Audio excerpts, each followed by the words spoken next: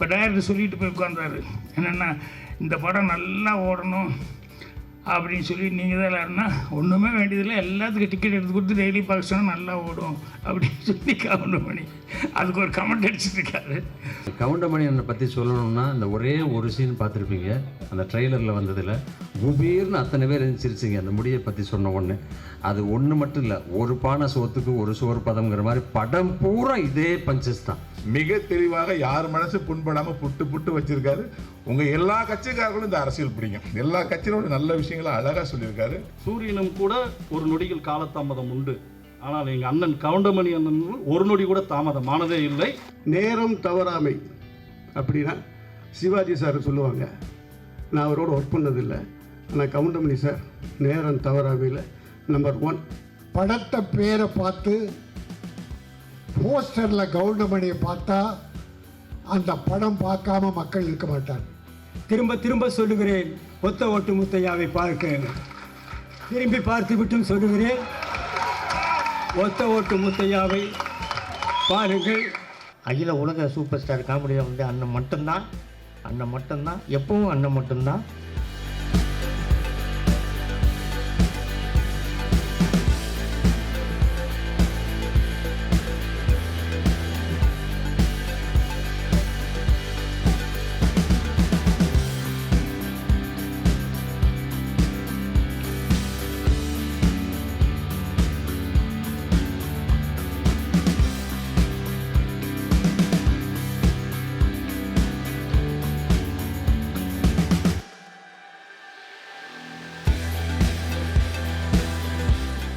நகைச்சுவை உலகின் super star Goundamani sir படத்தில் நான் ஒரு 2 பாடல்கள் எழுதுறதுக்கு வாய்ப்பு கிடைச்சதுக்கு பெரிய நன்றி. இதில் உருட்டுறான் தேவக்கொட்டவள்ளி, அது வந்து அந்த பாட்டு இன்னும் ப்ளே பண்ணல. அந்த 2 பாடல்கள் எழுதுகிற வாய்ப்பு எனக்கு கிடைச்சிது. இந்த படத்தில் நான் இருக்கிறதுக்கு மெயின் காரணமாக இருந்த இசையமைப்பாளர் சித்தார்த்துக்கு பெரிய நன்றி. Thank you G. அப்புறம் இயக்குனர் ராஜகோபால் சாரை பற்றி சொல்லணும். ஒரு டைம் சொன்னார்னா அந்த டைமில் அங்கே இருப்பார். அதுக்காகவே நாங்கள் வந்து அவர் 11 மணி சொல்லிட்டா மேக்ஸிமம் ஒரு 10:30க்கெலாம் நாங்கள் போயிடுவோம். அவ்வளோ சின்சியராக டைமை கீப்பப் பண்ணுற ஒரு டைரக்டர். ரொம்ப சின்சியராக இருப்பார். காலையில் எழுந்திரிச்சோன்னே ஃபோனை பார்த்தா முதல் காலை வணக்கம் அவரோட பழக்கத்தில் இருந்து இன்னைக்கு வரைக்கும் அதை அனுப்பிச்சிட்ருக்காரு. அது ஒரு ஆச்சரியம் எனக்கு. ரொம்ப நன்றி சார், உங்களோட பயணிச்சதில் ரொம்ப நன்றி. அப்புறம் வந்து கவுண்டமணி சாரை பற்றி சொல்லிக்கிட்டே இருக்கலாம். நான் அவரோட ரசிகன் சொல்கிறத விட எனக்கு விவரமே தெரியாமல் ஒருத்தரை பிடிக்கும் தெரியுமா, அப்படி பிடிச்ச நபர்களில் கவுண்டமணி சாரும் ஒருத்தர். அவருக்கு நான் வந்து நிறைய நன்றி கடன் பட்டிருக்கேன். நான் வந்து சோகமாக இருக்கும்போதோ இல்லை ரொம்ப ஜாலியாக இருக்கணும்னு நினச்சாலோ அவரோட வீடியோக்கள் தான் நான் பார்த்துருக்கேன். ஸோ அவரோட படத்தில் ஒரு ஓரமாக நம்ம பேரும் இருக்கிறதுல எனக்கு எங்கள் ஊருக்காரங்க என்னை பார்த்தாங்கன்னா ஏதோ ஒன்று பண்ணியிருக்கான் அப்படின்னு சொல்லுவாங்க. கவுண்டமணி சார் ரொம்ப ரொம்ப நன்றி சார். இந்த மேடையில் பாக்கியராஜ் சாரும் அவரும் சேர்ந்து இருக்கிறதுல எனக்கு ரொம்ப சந்தோஷமாக இருக்காது. நிறைய மேடையில் நான் இருக்கிற மேடையும் நான் பார்க்குறேன். ஏன்னா பாக்கியராஜ் சார் வந்து அவரை பற்றி நிறைய சொல்லும்போது இந்த ஸ்டேஜில் 2 பேரையும் நான் ஒன்றா பார்க்குறதுல ரொம்ப சந்தோஷப்படுறேன். பி வாசு சார், அவரோட படம் மன்னன் படம்லாம் பிளாக் பஸ்டர், அந்த காமெடிக்காகவே வேறு லெவல். அதே மாதிரி நான் நேசிக்கிற சினேகன் அவரோடையும் நான் வந்து என்னோட பேர் இருக்கிறதுல ரொம்ப சந்தோஷம். இந்த படம் பெரிய வெற்றி படம் ஆகும் நம்புகிறேன். கண்டிப்பாக வெற்றி படம். நீங்கள் கண்டிப்பாக அதோடைய ஒத்துழைப்பு கொடுங்க. நன்றி, வணக்கம். நான் இந்த படத்தில் வந்து இணை தயாரிப்பாக மட்டுமல்லாமல் கூட சேர்ந்து ஒர்க் பண்ணினதில் ஒரே ஒரு விஷயத்தை சொல்ல ஆசைப்பட்றேன். சூரியனும் கூட ஒரு நொடியில் காலதாமதம் உண்டு, ஆனால் எங்கள் அண்ணன் கவுண்டமணி அண்ணன் ஒரு நொடி கூட தாமதமானதே இல்லை என்பதை மகிழ்ச்சியுடன் தெரிவித்துக் கொள்கிறேன். இங்கே இருக்கும் மற்றும் அனைவர்களுக்கும் என் நெஞ்சார்ந்த மனமார்ந்த வாழ்த்துக்கள். நன்றி. ஒத்த ஓட்டு முத்தையா தமிழ் ரசிகர்கள் அத்தனை பேரும் மொத்த ஓட்டையும் போட்டு இந்த படத்தை மாபெரும் வெற்றி அடைய செய்வார்கள். அது ட்ரெய்லர்லேயும் தெரியுது, சாங்லேயும் தெரியுது. இந்த படத்துடைய இயக்குனருக்கும் என்னுடைய அருமை அண்ணன் கவுண்டமணி அண்ணன் அவர்களுக்கும் என்னுடைய குருநாதர் கே பாக்யராஜ் அவர்களுக்கும் என்னுடைய வளர்ச்சியில் பங்கு பெற்று ஒவ்வொரு தரம் என்னை பாராட்டும் அண்ணன் பி வாசு அவர்களுக்கும் மற்றும் இந்த மேடையில் வீட்டிற்கும் அனைவருக்கும் என்னுடைய நன்றிகளை தெரிவித்துக்கொண்டு இந்த திரைப்படம் நிச்சயமாக இந்த ஆண்டு மாபெரும் வெற்றி அடைய எல்லாம் வல்ல இறைவனை வேண்டி விடைபெறுகிறேன். நன்றி, வணக்கம். ஒரு வை வருஷ படத்தில் பாத்திரங்கள் ராசாங்கத்தில் சின்னத்தம்பி படங்கள்லாம் புடசில் வேலை பார்த்தேன். இன்றைக்கி ஒத்த ஓட்டு முத்தையா படத்தில் அண்ணன் கவுண்டமணி அண்ணன் கூட நடிச்சிருக்கேன். கடவுள்த்த வாழ்க்கை இந்த படம் மிகப்பெரிய வெற்றி பெற வாழ்த்துக்கள். இந்த படத்தில் நிறையா ஹைலைட்ஸ் இருக்குது. முக்கியமான ஹைலைட் நம்ம எல்லாருக்கும் பார்த்துட்ருக்கோம். அதுக்கு மேலே ஒரு ஹைலைட் தேவையில்லை. பட் ஸ்டில் இன்னமும் அவருடைய திரு Goundamani, comedy king Goundamani sir அவர்களுடைய டெடிகேஷனும் அவருடைய பங்கு பிறகு இன்னமும் அந்த ஆர்வம், இவ்வளோ பெரிய ஒரு லெஜெண்டரி ஆக்டர் ஆகியுமே அவருடைய ஒரு பார்ட்டிசிபேஷனாக இருக்கட்டும், படத்தின் தொடக்கம் முதல் இறுதி வரை அவருடைய பங்களிப்பாக இருக்கட்டும், அது எல்லாத்தையும் பார்த்து எங்களை மாதிரி வளர்ந்து வர பசங்களுக்கு மிகப்பெரிய ஒரு உந்து சக்தியாக இருந்தது. ரொம்ப நன்றி சார். மேலும் பத்திரிகை அன்பர்களாகிய நீங்கள் இந்த படத்தை மக்களிடம் கொண்டு சிறப்பான முறையில் சேர்க்குமாறும் மற்றும் இந்த படத்தில் எங்களுடன் பணிபுரிந்த நடிகர்கள் மற்றும் நடிகர்கள் மற்றும் அனைத்து டெக்னீஷியன்ஸ்களுக்கும் என்னுடைய தனித்தனியாக பெயர் சொல்வதற்கு மூத்தவர்கள் காத்து கொண்டிருக்கிறார்கள். அதனால் எல்லாரும் மனசில் இருக்குது. அனைவருக்கும் என்னுடைய பணிவான வணக்கங்களையும் நன்றியும் தெரிவித்துக் கொள்கிறேன். நன்றி, வணக்கம். இன்றைக்கி ரொம்பவே சந்தோஷமான மிகப்பெரிய நாள் எனக்கு. என் கூட நடித்த எல்லாருக்குமே சரி. ஒரு லெஜெண்டரி ஆக்டர் கவுண்டமணி சார் கூட ஸ்க்ரீன் ஸ்பேஸ் ஷேர் பண்ணுறது பெரிய பாக்கியம்னு நினைக்கிறேன் நான். அதுக்கு ஃபர்ஸ்ட் தேங்க்ஸ் கடவுளுக்கு தான். ரொம்பவே சந்தோஷமாக இருக்கேன். எத்தனை வாட்டி நான் கவுண்டமணி சாரோட காமெடி சீன்ஸ், அந்த கவுண்டர்ஸ், அதை நக்கலான சூப்பரான ஒரு ஃப்ளோவாக நம்ம ஃப்ரெண்ட்ஸ்கிட்ட எல்லாம் நான் பண்ணியிருக்கோம். ஸோ அவர் கூட பக்கத்தில் இருந்து அவர் கூட நடிச்சிருக்கேன்னா I'm really blessed. Thank you so much for giving this opportunity, great opportunity. Thanks to God. Thank you so much. இந்த படத்தில் எனக்கு ஒரு ஆக்சிடென்டலாக தான் இந்த ஒரு கேரக்டர் கிடச்சிது. இந்த கேரக்டர் ரொம்ப பேசப்பட வேண்டிய கேரக்டர். இன்றைக்கி எல்லோரும் பேசிக்கிட்டே இருக்கக்கூடிய ஒரு கேரக்டர் இது. நான் நிறைய வாட்டி இதில் டைரக்டர்கிட்ட சொல்லியிருப்பேன். டப்பிங் கரெக்ஷன் நான் நிறையா பண்ணியிருக்கேன் இந்த படத்தில். காரணம் என்னென்னா என்னுடைய கேரக்டர் அந்த மாதிரி. இந்த படம் மிகப்பெரிய வெற்றி அடைய வாழ்த்துக்கள். நன்றி. கவுண்டமணி அண்ணனை பற்றி சொல்லணும்னா இந்த ஒரே ஒரு சீன் பார்த்துருப்பீங்க. அந்த ட்ரெய்லரில் வந்ததில் குபீர்னு அத்தனை பேர் சிரிச்சிங்க அந்த முடியை பற்றி சொன்ன ஒன்று. அது ஒன்று மட்டும் இல்லை, ஒரு பானை சோத்துக்கு ஒரு சோறு பதம்ங்கிற மாதிரி படம் பூரா இதே பஞ்சஸ் தான். ஒரு செகண்டும் எல்லாத்துக்கும். ஆனால் அவ்வளோ பெரிய சீனியர், அவ்வளோ பெரிய ஜாம்புவான், அவ்வளவு சாதனை படைத்தவர் ஒரு ஷாட்டு முடிச்சுட்டு வையாபுரி எப்படி நல்லா இருக்குல்ல இது அப்படின்னு அவர் கேட்கும்போது என் உடம்பு புல்லரிக்கும். ஏன்னா ஒவ்வொரு ஷாட்லையும் அது நல்லா இருக்குல்ல, எப்படி ஓகே தானே இது, இல்லை வேறு ஏதாவது பேசுமா, வேறு ஏதாவது போடுவோமா அப்படின்னு விடாமல் ஒரு கவுண்டராக போட்டுக்கிட்டே இருப்பார். அது மாதிரி இங்கே முன்னாடி உட்கார்ந்த உடனே அவர் அடித்த கமெண்ட் பின்னாடி சீட்டில் உட்காந்துருந்தேன். ஷூட்டிங் ஸ்பாட்டில் மட்டும் இல்லை, ஃபோனில் பேசினாலும் சரி, யார் கூட பேசினாலும் சரி, விடாமல் சிரிச்சுக்கிட்டே இருக்கலாம். அந்தளவுக்கு நகைச்சுவையோடு பேசிக்கிட்டே இருப்பார். இங்கே முன்னாடி உட்காந்துருக்கும் போது பன்னீரை பார்க்குற சேர்லேருந்து சாஞ்சு கீழே விழுந்திருப்பார். நல்ல வேளை சோபாவாக இருந்தது. பன்னீர் விழுந்து சிரிச்சிட்டு இருக்கார். எனக்கு லேசாக 1-2 வார்த்தைகள் தான் விழுந்தது காதில். இருந்தாலும் என்னால் கண்ட்ரோல் பண்ண முடியல. பக்கத்தில் பாக்கியராஜ் சார் உட்காந்துட்டு கர்ச்சிப்பை வாயில் வச்சுட்டு அப்படியே இருக்கார். ஏன்னா ஒரு நிமிஷமும் ஒரு செகண்டும் பஞ்சு சாதாரணமாக இயல்பாக வந்துக்கிட்டே இருக்கும். அந்த அளவுக்கு இந்த படத்தில் ஏகப்பட்ட பஞ்சஸ் இருக்குது, எல்லாமே இருக்குது. இந்த காலகட்டத்தில் எல்லாருமே ஒன்றொன்னா தேடி ஓடிக்கிட்டு இருக்கோம். அங்கங்கே அடிதடி, வெட்டு, குத்து, கொலை இதெல்லாம் போயிட்டுருக்கு. இப்போ நமக்கு தேவை ரிலாக்ஸு. அந்த ரிலாக்ஸ் கண்டிப்பாக ஒத்த ஓட்டு மொத்தையால் இருக்கும்.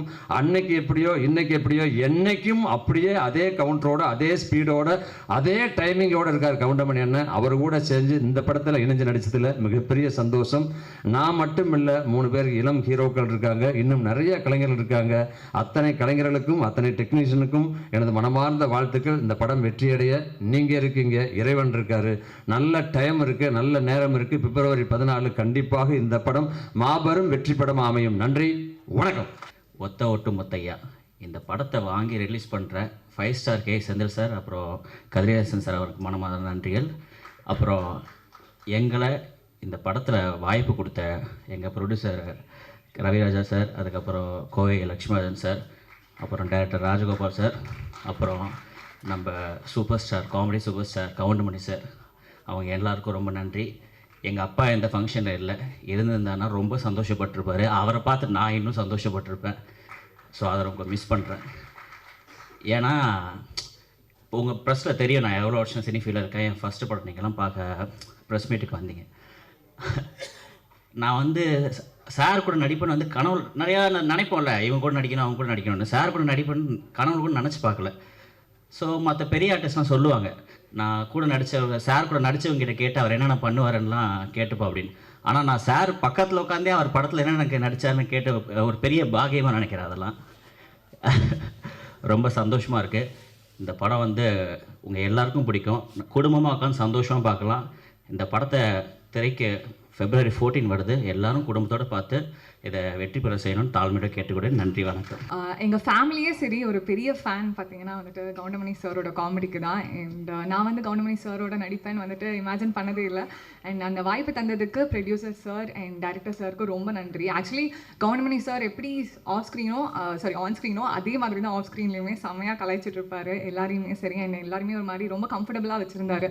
என்னோட பேர் வந்து தன்யா. ஸோ அவர் வந்து என்கிட்ட வந்துட்டு என்ன உன் பேர் தனியாவா மிளகாத்தூளா அப்படின்னு சொல்லிட்டு கலாய்ச்சிட்டு இருப்பாரு. ஸோ அதெல்லாமே வந்துட்டு ரொம்ப ஃபன்னாக இருந்துச்சு. அண்ட் நார்மலாகவே என்னன்னு மட்டும் இல்லை, எங்கள் செட்டில் இருக்கிறவங்க எல்லாருமே ஹீரோஸ் அண்ட் ஹீரோயின்ஸ் எல்லாருமே வந்துட்டு கலாய்ச்சிட்டு இருப்பாரு. ஸோ அந்த மாதிரி ஒரு லெஜெண்டரி ஆக்டரோட ஆஃப் ஸ்க்ரீன்லேயுமே இவ்வளோ நல்லா இன்ட்ராக்ஷன் இருந்ததுக்கு I thank God. And thanks my parents and my friends for supporting me இவ்வளோ நாள்.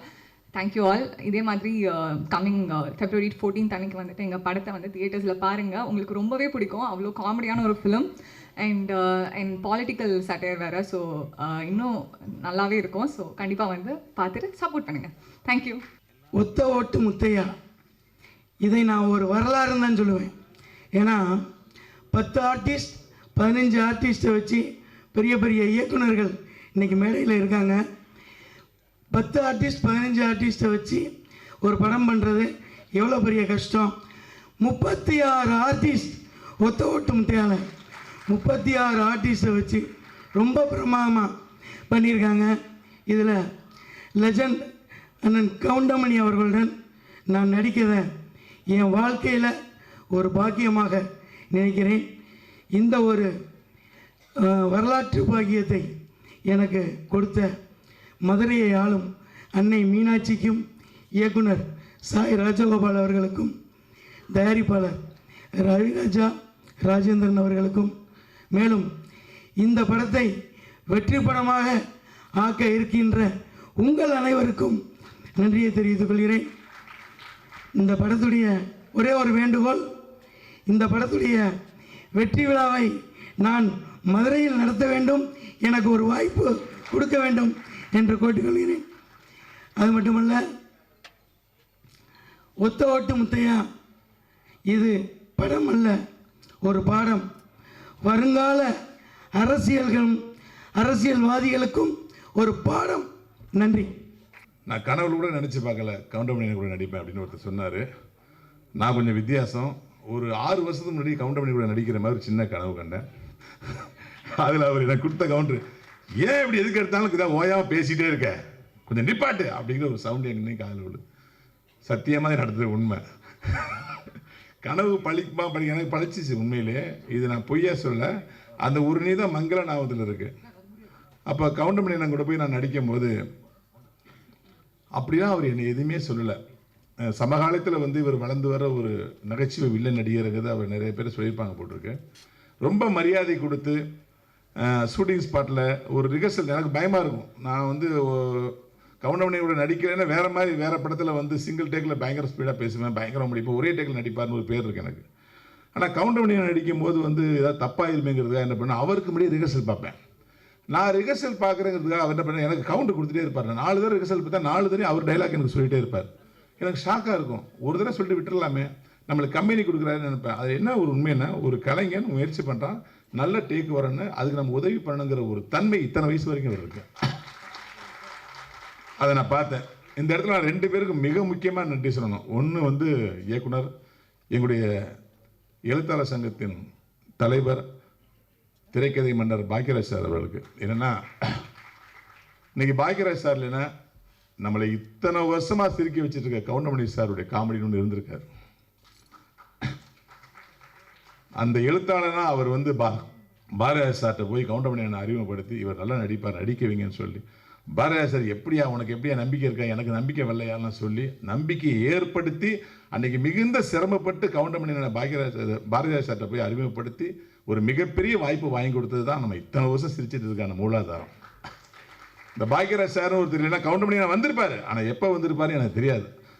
அப்படிப்பட்ட மனசுக்கு எங்கள் பாக்யராஜ் சாருக்கு மிகுந்த நன்றி. அப்புறம் இங்கே எங்களுடைய இயக்குனர் பி வாஸ் சார் இருக்காங்க. சமீபத்தில் அவங்களுடைய டைரக்ஷனில் சந்திரமிக் 2 நான் நடித்தேன். ஐயோ சார் டைரக்ஷனில் இத்தனை வருஷம் நடிக்காமல் போயிட்டேங்கிற ஏக்கத்தை வந்து கிரியேட் பண்ணார். அவ்வளோ எளிமையான டேரக்டர். ரஜினிகாந்த் சாரை வச்சு எல்லாரையும் வச்சு படம் பண்ணிட்டார். அதாவது தமிழ்நாட்டில் மட்டும் கிடையாது, கர்நாடகத்தில், தெலுங்கில், ஹிந்தியில் எல்லாத்துலேயும் டைரக்ஷன் பண்ண ஒரு மிகப்பெரிய ஆளுமை. என்னை ரொம்ப சாதாரணமாக ஒரு தம்பி மாதிரி ட்ரீட் பண்ணக்கூடிய ஒரு நண்பராக இயக்குனராக இருப்பார் வாசார். அந்த வாசார் படங்கள் வந்து கவுண்டமணியனுக்கு மிகப்பெரிய ஒரு ரீச்சை கொடுத்துருக்கு. நீங்கள் பார்த்துருப்பீங்க. சின்ன தம்பியாக இருக்கட்டும், நடிகனாக இருக்கட்டும், சேதுபதி ஐபிஎஸ்ஸாக இருக்கட்டும், வால்டர் வெற்றிவேலாக இருக்கட்டும், மலபார் போலீஸாக இருக்கட்டும், அதாவது to the core comedy, rickshaw மாமா பார்த்துட்டான் அதெல்லாம் வந்து அவரை ரசித்து வாசார் எழுதியிருப்பார். அந்த 2 பேரும் இன்னைக்கு வந்தது வந்து இந்த நிகழ்ச்சியோட முத்தாய்ப்பாக நான் நினைக்கிறேன். ஏன்னா ஒருத்தர் அறிமுகப்படுத்தியவர், ஒருத்தர் கவுண்டமணி ஆனால் வந்து ஒரு பீக்கு கொண்டு போன ஒரு டைரக்டர். அது மண்ணலையெல்லாம் அந்த ஒத்தக்கட்டு கூலிங்ஸ் நடி போட்டு ரஜினி சார் வருவார் காமெடிலாம் தேட்டரில் போய் ஐயோ நான் மறக்கவே மாட்டேன். அந்த கவுண்டமணியோட நடிக்க போகிறதுக்கு ஒரு பேரானதத்தில் இந்த படத்தில் அவங்க சொன்ன சம்பளத்தை நான் ஒத்துக்கிட்டேன். ஏன்னா ஆர்கியூமெண்ட்லாம் இல்லை, வந்தாங்க பேசுகிறாங்க, இதான் சம்பளம்னா இவ்வளோ தான் கொடுக்க முடியும் சார் அப்படின்னாங்க. நான் ஒன்றுமே சொல்லலை, உடனே ஓகே பண்ணேன். ராஜகோபால் சார் வந்து ஒரு மிக சிறந்த இயக்குனர், டைலாக் ரைட்டராக உங்களுக்கு தெரியும், ஒரு கதையாசிரியர் தெரியும், ஒரு காமெடிட்டராக தெரியும். ஆனால் ஒரு திட்டமிட்டு படம் பண்ணுற ஒரு டைரக்டர் நான் பார்த்தேன். எனக்கு வந்து ஒரு குறிப்பிட்ட நாள் சொன்னார், இத்தனை நாளில் முடிச்சிடணும் சார் இந்த பேமெண்ட்டுக்கு ஒத்துக்கினார். சார் 36 ஆர்டிஸ்ட் இருக்காங்க, இத்தனை நாள் எப்படி முடிய முடியும்? யாரும் 2 ஆர்டிஸ்ட் இருந்தால் கூட டேட்டு மாறிட்டே இருக்குவேன் சார். நான் சார் இத்தனை நாள் கூட முடிச்சிருவேன் நம்புகன்னாரு. சொன்ன மாதிரி எனக்கு சொன்ன டேட்டில் அப்படியே படத்தை முடித்தார். இந்த இயக்குநர்கிட்ட திட்டமிடுதலாம் என்ன நம்ம கற்றுக்கணும். உண்மையிலே ராஜகோபால் சார் வந்து ஒரு டைரக்ஷன் பண்ணும்போது இவ்வளோ ஆர்டிஸ்ட் இருக்காங்க, ஒரு 10 ஆர்டிஸ்ட் இருந்தாவே டைரக்டருக்கு டென்ஷன் வந்துடும். இவங்களை எப்படி ஹேண்டில் பண்ணுறது, எல்லாம் கேரமில் உட்காந்துருப்பாங்க அசம்பிள் பண்ண அப்படின்னு ரொம்ப ஈஸியாக டேக்கிள் பண்ணுவார். யாருக்கு என்ன ஷாட்டோ அவங்கள மட்டும் கூப்பிடுங்க, மற்றவங்க டிஸ்டர்ப் பண்ணாங்க பாரு. ரொம்ப எளிமையாக கோவமே படாமல் அப்படி அழகாக இருப்பார். அவர் டைரக்ஷனில் நடிச்சிட்டே இருக்கலாம்னு தோணும். சுதந்திரம் நிறையா கொடுப்பாரு. இந்த படத்தில் வந்து இவ்வளோ தூரம் பார்த்தீங்களா, இன்றைய அரசியலை மிக தெளிவாக யார் மனசு புண்படாமல் புட்டு வச்சிருக்காரு. உங்கள் எல்லா கட்சிக்காரர்களும் இந்த அரசியல் பிடிக்கும். எல்லா கட்சியோட நல்ல விஷயங்களை அழகாக சொல்லியிருக்காரு. இந்த படம் மிகப்பெரிய வெற்றி பெறும். இந்த படத்தை தயாரித்த ரவிராஜா அவர்கள் வந்து பிளேட் வர லேட்டாக சொன்னாங்க. அவர் இந்த ஃபங்க்ஷனுக்கு மட்டும் இல்லை, இது வரைக்கும் நான் அவரை பார்த்ததே இல்லை. அவர் இடத்துல வந்து கோவை லட்சுமிராஜன் தான் இருந்து அந்த இடத்த பூர்த்தி பண்ணார். ஒரு தயாரிப்பாளர் வந்து எவ்வளோ மெனக்கெட்டு ஒரு ப்ராஜெக்டை காப்பாற்றுவாரோ, எவ்வளோ சிக்கனமாக பண்ணுவாரோ, அந்த சிக்கனத்தை அவர் உட்கார்ந்து பண்ணார். இணை தயாரிப்பாளர் சொல்லுவாங்க. என்னை பொறுத்த வரைக்கும் நான் பார்த்த தயாரிப்பாளரே அவர் தான் பார்க்குறேன். ரவிராஜா சாருக்கும் கோவை லட்சுமிராஜன் சாருக்கும் நன்றி. இந்த படத்தில் கேமராமேனாக வந்து ஹெக்டேர் என்கிற காத்தாவன் பணியாற்றிருக்காங்க. அவர் கொடுக்கப்பட்ட சோர்ஸு லைட்ஸ்லாம் ரொம்ப கம்மிங்க. ஆனால் பார்த்தீங்கன்னா எவ்வளோ தெளிவாக இருந்ததுன்னு. ரொம்ப கம்மியான ஒரு சோர்ஸ் கொடுத்தோம், அவைலபிள் லைட்ஸ் கொடுத்தோம். அவர் அவைலபிள் லைட்ஸை வச்சுட்டு அவர் வந்து பிரமாதமாக பண்ணியிருக்காரு. அப்புறம் என்னுடைய மியூசிக் விபின் தாஸ் வந்து எல்லாமே எதற்கு தான் ஆசைப்பட்ட பாலகுமார் படத்தில் உங்களுக்கு தெரியும். ஆனால் எனக்கு அவர் நடிகராக மலையாள படத்தில் மிஷன் 9 டேஸ்னு ஒரு படம் மேஜர் ரவி டைரக்ஷன் பண்ண மம்முட்டி சார் படத்தில் வந்து நான் வந்து கம்பெனியான ஒரு கமிஷனர் கேரக்டர் பண்ணேன். அது வந்து மறைந்த பாரத பிரதமர் திரு ராஜீவ்காந்தி மரணத்தை பற்றிய படம். அந்த ராஜீவ்காந்தி அவர்களாக விபின் தாஸ் நடிச்சது அந்த படத்தில். அப்பேற்பட்ட கலைஞர் இன்னைக்கு தமிழ் சினிமாவில் அவர் இல்லாத படங்களே இல்லை. மிக எளிமையான மியூசிக் டைரக்டர். இந்த படத்தில் நடித்த மயில்சாமி என்னுடைய சன்னு, நம்ம சிங்கப்புத்தண்ணன் சாருடைய மகன், அதுக்கப்புறம் நாகேஷ் சார் பேரன், அவங்க கூட சேர்ந்து நடித்த இந்த 3 ஹீரோயினி, என்னுடன் சேர்ந்து நடித்த இயக்குனர் நடிகர் சி ரங்கநாத் சார், அனுபவன் சார், நம்மளுடைய சிசர் மனோகரன் சார், எல்லாத்துக்கும் என்னுடைய வையாபுரி அண்ணன், எல்லாத்துக்கும் என்னுடைய மனமார்ந்த நன்றிகளையும் வாழ்த்துக்களையும் தெரிவிச்சுக்கிறேன். இந்த ஒத்த ஓட்டு முத்தையா நிறைய ஓட்டுகளை பெறும், 7.5 கோடி ஓட்டுகளையும் பெறும் நான் சொல்கிறேன். நன்றி, வாழ்த்துக்கள். இளையராஜா அவர்கள் எப்படி ஒவ்வொரு ரசிகர்கள் மனசில் வந்து சோகம்னா ஒரு பாட்டு, சந்தோஷம்னா ஒரு பாட்டு அப்படி வாழ்ந்துட்டு இருக்காரோ, காமெடியில் ஒவ்வொரு குடும்பத்திலும் ஒவ்வொரு ரசிகர்களுடைய மனசிலும் சந்தோஷம் ஏற்படுத்தி மிகப்பெரிய சாதனை படைத்து வாழ்ந்து கொண்டிருப்பவர் தான் அண்ணன் கவுண்டமணி அவர்கள். காலத்தாலும் அவருடைய காமெடியை வந்து நம்ம மறக்கவே முடியாது. அவரோடு நான் வந்து 90லேருந்து உதவி இயக்குனராக 95க்கு அப்புறம் இயக்குனராக பணிபுரிஞ்சிருக்கேன். அவரை பற்றி ஒரு சில வார்த்தைகள் நான் இங்கே சொல்ல விரும்புகிறேன். நேரம் தவறாமை அப்படின்னா சிவாஜி சார் சொல்லுவாங்க. நான் அவரோட ஒர்க் பண்ணதில்லை, ஆனால் கவுண்டமணி சார் நேரம் தவறாமையில் நம்பர் 1. எல்லா நடிகர்களும் சீக்கிரம் அனுப்பிச்சிருங்க, எப்போ எடுப்பீங்களெலாம் கேட்பார். இவர் நம்ம என்ன சொல்கிறோமோ 7 மணிக்கு வாங்கினா வருவார், 11 மணி வரைக்கும் ஒர்க் பண்ணுவார். அந்த டெடிகேஷன் வந்து அதனால தான் இன்னும் அவர் இந்த சினிமாவில் இருந்துகிட்ருக்காரு. அது மட்டும் இல்லை, டாடா பிர்லான்னு நான் ஒரு படம் பண்ணேன். அதில் வந்து ஒரு இன்டர்வியூ சீனில் வந்து மரத்தில் தொங்கணும், கார் அப்செட் ஆகிருக்கும். கிட்டத்தட்ட தலைக்கோணத்தில் ஷூட்டிங்கு, ஒரு 150 அடி உயரத்தில் டூ போட்டுக்கலான்னு சொல்கிறோம் எல்லாருமே. கேட்காம புடிவாதமாக தொங்கி அந்த சீனை நடித்து கொடுத்தாரு. அதெல்லாம் சாதாரண விஷயம் இல்லை, யாரும் அப்படிலாம் ரிஸ்க் எடுக்க மாட்டாங்க.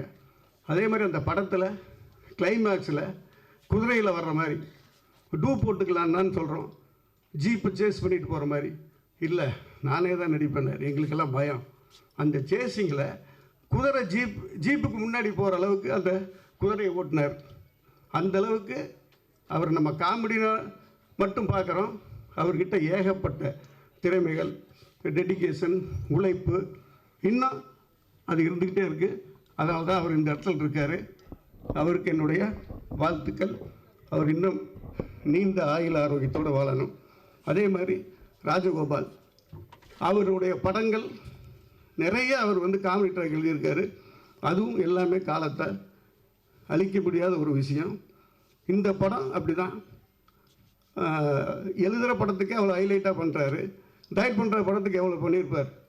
அந்தளவுக்கு அவர் உழைச்சிருக்காரு. ஒரு சாங் பார்த்திங்கன்னா தெரியும், கவுண்டமணியனுடைய அந்த முக்கியமான பஞ்சு அதெல்லாம் வச்சு ஒரு சாங்கு அன்றைக்கே ஸ்நேகன் தான் எழுதியிருப்பார் நினைக்கிறேன். அவர் வாழ்த்துக்கள். இந்த மாதிரி எல்லா உடைய ஒரு படம் சக்ஸஸ் ஆகிறதுக்கான விஷயம்லாம் இந்த படத்தில் இருக்குது. இது வந்து ஒத்த ஓட்டு முத்தையாங்கிறது டைட்டில் மட்டும்தான், ஆனால் ரசிகர்களுடைய ஒட்டுமொத்த ஓட்டும் இந்த முத்தையாவுக்கு தான். என்னுடைய வாழ்த்துக்கள். நன்றி. இந்த படத்தில் டைரக்டர் சாருக்கு ஒரு மிகப்பெரிய நன்றி சொல்லணும் நான். அண்ட் ப்ரொடியூசர் சாருக்கும் அந்த டீமுக்கும், கோவை பிரதர்ஸ் அண்ட் குரூப்புக்கும் நன்றி. ஆனால் என்ன கொஞ்சம் பேமெண்ட் டிலேயாக வரும். அதுக்கப்புறம் வந்துட்டு பார்த்திங்கன்னா எங்கள் தாத்தாவோட கவுண்டமணி சார் நடிச்சிருக்காரு. எங்கள் அப்பா ஆனந்த் பாபு அவரோட கவுண்டமணி சார் பண்ணியிருக்காரு. நான் அவர் கூட நடிக்கிறது ஒரு மிகப்பெரிய சந்தோஷம், எனக்கு ஒரு பாக்கியம்னு சொல்லலாம். அண்ட் 3 ஜென்ரேஷனாக பண்ணிகிட்ருக்கோம். So it was such fun. And என்னை கூட நடித்த இந்த டீமுக்கு எல்லாருக்கும் ஒரு பெரிய நன்றி. ரொம்ப ஃபன்னாக போச்சு shooting. And it was such a good, எப்படி சொல்ல, ஒரு ஒர்க் ஸ்பாட்டுன்னு இல்லாமல் ஒரு ஃபன் ஸ்பாட்டாக இருந்தது நம்மளுக்கு. And thank you to all the legends sitting here. And எல்லாருக்கும் என் அப்பா ஸ்தானம் தான். So thank you all for coming and thank you for blessing this. And thank you மக்கள். God bless this whole team and project. Thank you all for everything. சின்ன வயசில் வந்து கவுண்டமணி சாரோட நிறைய காமெடிஸை பார்த்து ரசிச்சிருக்கோம். நான் இவ்வளோ பெருசாக வளர்ந்து நான் அவர் கூட நடிப்பேன் அப்படிங்கிறது கொஞ்சம் கூட நினச்சி பார்க்காத ஒரு விஷயம். அந்த மாதிரி ஒரு விஷயத்தை எனக்கு ஏற்படுத்தி கொடுத்த இயக்குனர் ராஜகோபால் சாருக்கும் ப்ரொடியூசர் சாருக்கும் எல்லாருக்கும் என்னுடைய நன்றியை தெரிவித்துக் கொள்கிறேன். படம் ரொம்ப நல்லபடியாக வந்திருக்கு. கண்டிப்பாக எல்லாரும் எங்களுக்கு சப்போர்ட் கொடுங்க. நாங்கள்லாம் வளர்ந்து வரக்கூடிய கலைஞர்கள், எங்களுக்கு கண்டிப்பாக உங்களோட சப்போர்ட் இருக்கணும். அது மட்டும் இல்லாமல் இதில் வந்து இது ஒரு பெரிய க்ரூ, இவங்க எல்லாருக்கூடையும் சேர்ந்து நடித்தது எனக்கு ரொம்ப சந்தோஷம். ஒவ்வொரு நடிகர்கள்கிட்டேருந்தும் நான் நிறைய விஷயங்களை கற்றுக்கிட்டேன். அது எல்லா இந்த ஒரு சந்தர்ப்பத்தை ஏற்படுத்தி கொடுத்த அனைவருக்கும் என்னுடைய நன்றியை தெரிவித்துக் கொள்கிறேன். நன்றி, வணக்கம். இந்த படத்தில் நானும் ஒரு கேரக்டர் பண்ணியிருக்கேன். அதுவும் ஒரு பொக்கிஷத்தோடு நடிக்கிற ஒரு கேரக்டர் பண்ணியிருக்கேன். அது அண்ணனோட பண்ணது தான். அகில உலக சூப்பர் ஸ்டார் காமெடியில் வந்து அண்ணன் மட்டும்தான், எப்பவும் அண்ணன் மட்டும்தான். ஸோ அவரோடு நடித்ததில் எனக்கு ரொம்ப சந்தோஷம், மிக பெருமை. ஸோ இந்த படத்தில் எனக்கு வாய்ப்பளித்த திரு ராஜகோபால் அண்ணன் அவர்களுக்கும், இந்த படத்தில் நடித்த அனைத்து நடிகர்களுக்கும் என்னுடைய நன்றி கலந்த வணக்கத்தை தெரிவித்துக் கொள்கிறேன். இந்த படத்துக்கு உங்களோட சப்போர்ட் நிறைய வேணும். ஸோ இந்த படத்துக்காக நல்லா ப்ரமோட் பண்ணி வேறு லெவலில் நீங்கள் கொண்டு வருவீங்கன்னு எனக்கு இது நினைக்கிறேன். Thank you very much. எனக்கு பேச வாய்ப்பளித்த சகோதரர்களுக்கு நன்றிங்க. சின்ன வயசுலேருந்தே பார்த்துருக்கோம், அவரை ரசிச்சிருக்கோம் அவரோட காமெடியை. ஆனால் அவரோட படம் நான் ஒர்க் பண்ணணுன்னு எதிர்பார்க்கவே இல்லை.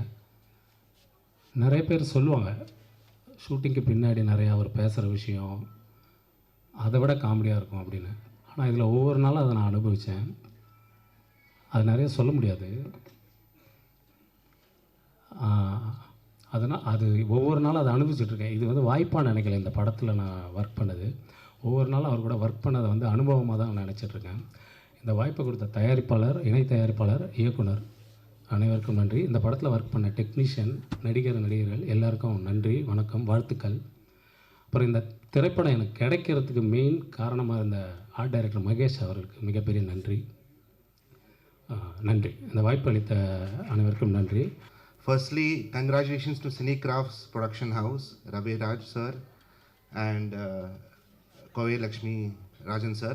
ஒரு ஃபர்ஸ்ட் டைம் ப்ரொடியூசர்ஸ் இவ்வளோ பெரிய ஒரு ப்ராஜெக்ட் எடுத்து இவ்வளோ சக்ஸஸ்ஃபுல்லாக ஆடியோ லான்ச் கொண்டு வந்து ரிலீஸ் பண்ண போகிறாங்க. So congratulation sir, welcome to the Tamil industry. இந்த மாதிரி சூப்பர் ப்ரொடியூசர்ஸ் நம்ம தமிழ் இண்டஸ்ட்ரிக்கு வரணும், படம் சப்போர்ட் பண்ணணும். And that to with summon like Goundamani sir. எனக்கு ஃபஸ்ட்டு கால் வரும்போதே கவுண்டமணி சார் ஹீரோன்னு கால் ராஜன் சார் கூப்பிடும் போதே நான் ஸ்டோரி கேட்கல, நான் பண்ணுறேன்னு சொல்லிட்டு நான் ஆட்டோமேட்டிக்காக வந்து பண்ணேன். நான் பண்ண படம் from Santhanam sir to Yogi Babu, darling எல்லாரும் நான் ஒர்க் பண்ணும்போது எல்லாருமே சொல்கிறது அவங்க inspiration has always been Goundamani sir. And he will inspire generations to come. அவ்வளோ பயங்கரமாக பஞ்ச் அடிப்பார் சார். அவங்க சொல்கிறாங்க மைக் டைசன், முகமது அலி தான் பஞ்ச் கிங்னு, நான் சொல்கிறது கவுண்டமணி சார் தான் பஞ்ச் கிங்னு நான் சொல்கிறது. So thank you to Snehan sir and மோகன் ராஜன்ஜி. லிரிக்ஸ் சூப்பராக எழுதுனாங்க. And the songs have come out very well. All the technicians have done a wonderful job. The 3 pairs சூப்பராக பண்ணியிருக்காங்க. Thank you all very much. படம் சூப்பராக வந்திருக்கு, எல்லோரும் என்ஜாய் பண்ணுங்கள். Thanks to my musicians, to all the artist இந்த movie. Sir Ravi Mariya sir எனக்கு 2007 தெரியும், என் சைல்ட்ஹுட் ஃப்ரெண்ட் அவர் ஆக்சுவலி. ஸோ படம் ஹியூமரஸாக இருக்கும். ராஜகோபால் சார் டைரெக்ஷன் எவ்வளோ எக்ஸ்பீரியன்ஸ் இருக்குது. ஒரு தாட்டி அவர்கிட்ட உட்காரும்போது எவ்வளோ படத்துக்கு அவர் எழுதியிருக்காரு. ஒரு காமெடி சீன் உறவு பண்ணுறது எவ்வளோ கஷ்டம்னு எனக்கு தெரியுது. ஏன்னா சிரிக்க வைக்கிறது சச் எ டிஃபிகல்ட் ஜாப். அவர் சூப்பராக பண்ணியிருக்காரு. எல்லாருமே என்ஜாய் பண்ணுங்கள். P Vasu sir, Bhagyaraj sir, Rajan sir, thank you so much for gracing this occasion. And I will all see you. மதுரையில் நம்ம சக்ஸஸ் பார்ட்டி பார்த்துக்கலாம். Thank you very much. எல்லாருமே சொல்கிறது மாதிரி இந்த மேடை எனக்கும் ஒரு முக்கியமான பதிவாக பார்க்குறேன். நம்ம எவ்வளோ படங்களை ஒர்க் பண்ணியிருப்போம், எவ்வளோ பேருக்கு எழுதியிருப்போம். சின்ன வயசில் பள்ளிக்கூடம் போகும்போது கிராமங்களில் கொண்டாந்து செங்கிப்பட்டி கமலா தேட்டரில் அங்கேயும் ஒரு கமலா இருந்துச்சு, ஒரு டூரிங் டாக்ஸ். அப்போ எந்த போஸ்ட் ஓட்டினாலும் கவுண்டமணி செந்தில் இருக்கும். அப்போ அவங்களோட உயரம், இவங்களுடைய ஆளுமை தெரியாது. ஆனால் பசங்க எல்லாருமே சொல்லி கவுண்டமணி செந்தில் படம்டா போலமாடா அப்படிம்பாங்க.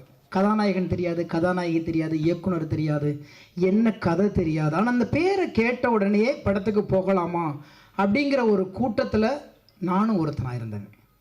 அதனால் இந்த படத்தில் வந்து நாங்கள் இந்த மேடையில் நிற்கிறது வந்து நான் ரொம்ப ப்ரிசியஸாக நான் நினச்சிட்ருக்கேன். ரெண்டாவது, ஐயா கவுண்டமணி ஐயா அவர்களை பற்றி பேசணும்னா மணிக்கணக்கில் பேசலாம்.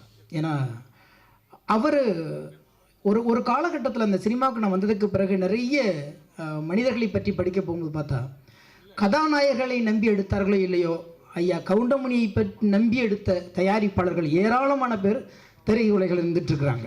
அவர் கால்ஷீட் இருக்குன்னா படம் எடுக்கலாம் அப்படிங்கிற ஒரு காலகட்டம். அதே போல் இன்றைக்கி பார்த்திங்கன்னா எனக்கு ரொம்ப ஆச்சரியமாக இருக்கும், எவ்வளோ பெரிய நிகழ்வுகளை கூட ஒரு புன்னகையால் கடந்து போகலாங்கிறத வந்து அழகாக சொன்னது அவர் தான்.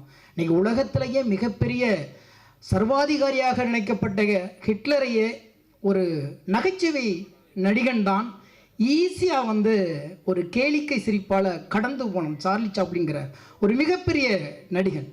அவன் பெயரை சொல்கிறதுக்கே பயப்பட்டுச்சு உலகம். ஹிட்லர்னு பெயரை சொல்கிறதுக்கு பயப்பட்டுச்சு. ஆனால் ஒரு நகைச்சுவை கலைஞன் திரையில் நின்று சாதாரணமாக போகிற போக்கில் தூசியை தட்டி விடுறது மாதிரி ஒரு ஒற்றை புன்னகையால் கடந்து போனான். அந்த விஷயத்தை அப்படியே மொழி மாற்றி தமிழ் திரை உலகத்தில் பார்த்திங்கன்னா இவர் எவ்வளவு பெரிய விஷயங்களையும் ஈஸியாக ஒற்றை சிரிப்பில் கடந்து போக கற்றுக் கொடுத்தவர் ஐயா கவுண்டமணி ஐயா அவர்கள். அவருடைய படத்தில் இன்றைக்கி நானும் ஒரு புள்ளியாக இருக்குங்கிறது ரொம்ப மகிழ்ச்சியாக இருக்குது. இந்த படத்துக்கு நான் இங்கே இருக்கிறதுக்கான காரணமானது வந்து இயக்குனர் ராஜகோபால் சார். அவர் 10 வருஷத்துக்கு முன்னாடியே என்ன கதாநாயகனாக வச்சு எடுக்கிறதுக்கு ஒரு கதை சொல்ல வந்தார். அன்னையிலேருந்தே நாங்கள் சிறந்த ஒரு நட்போடு நாங்கள் அங்கே பழகிட்டு இருக்கிறோம். அப்போ நாங்கள் ஒரு முடிவு பண்ணோம், ஆனால் கவுண்டமணி ஐயா பேசின பஞ்சு டைலாக்லாம் வச்சு ஒரு பாட்டு பண்ணலாமான்னு. எடுத்தோம்னா கொட்டுது, ஒரு 50 பாட்டு பண்ணலாம் போல இருக்கு, அவ்வளோ நகைச்சுவைகள். ஆனால் எல்லாத்தையும் ஒரு அடக்க முடியாது இல்லையா, ஒரு சங்குக்குள் சமுத்திரத்தை அடைக்க முடியாத மாதிரி ஒரு சின்ன துளி இந்த படத்துக்கு எதெல்லாம் தேவையோ எதெல்லாம் வேணுமோன்னு எடுத்துக்கிட்டு அதை ரொம்ப சிரமப்பட்டோம். அந்த டயலாக்கை மட்டும்தான் ஒரு வார்த்தை கூட நான் யோசிக்கவே இல்லை. அண்ணன் ஏற்கனவே பேசி வச்சுட்டாங்க. நாமெல்லாம் ரசித்த வரிகள், ரசித்து கைத்தட்டின வரிகள், அதையெல்லாம் எங்கெங்கே கோக்கணுங்கன்ட்டு இயக்குனர் இசையமைப்பாளர் சித்தார்த்த கூட உட்காந்து அந்த பாட்டை பண்ணோம். எனக்கு ரொம்ப மன நிறைவாக இருந்துச்சு. இன்றைக்கி நான் கேட்கும் பொழுது வீட்டிலையும் சிரிச்சுக்கிட்டே இருப்பேன். அந்த பாட்டு எழுதும்போது நம்புறீங்களே இல்லையோ ஒரு 50 பக்கம் எழுதியிருப்பேன் அதுக்கு. ஏன்னா அவ்வளோ டயலாக்லேருந்து எடுத்து கொஞ்சம் கொஞ்சமாக நாங்கள் சேகரித்து ஒரு அழகான ஒரு ரசனைக்குரிய ஒரு பாடலாக கொடுத்தோம். அதே மாதிரி ஒரு கமர்ஷியல் சாங், வழக்கமாக ஸ்னேகனாகவே ஒரு கமர்ஷியல் சாங் கொடுப்பாங்க, அப்படியே ஒரு முத்திரை குத்தி வச்சுருக்காங்க. அதனால் இந்த படத்தில் 2 பாட்டு எழுதியிருக்கிறேன்.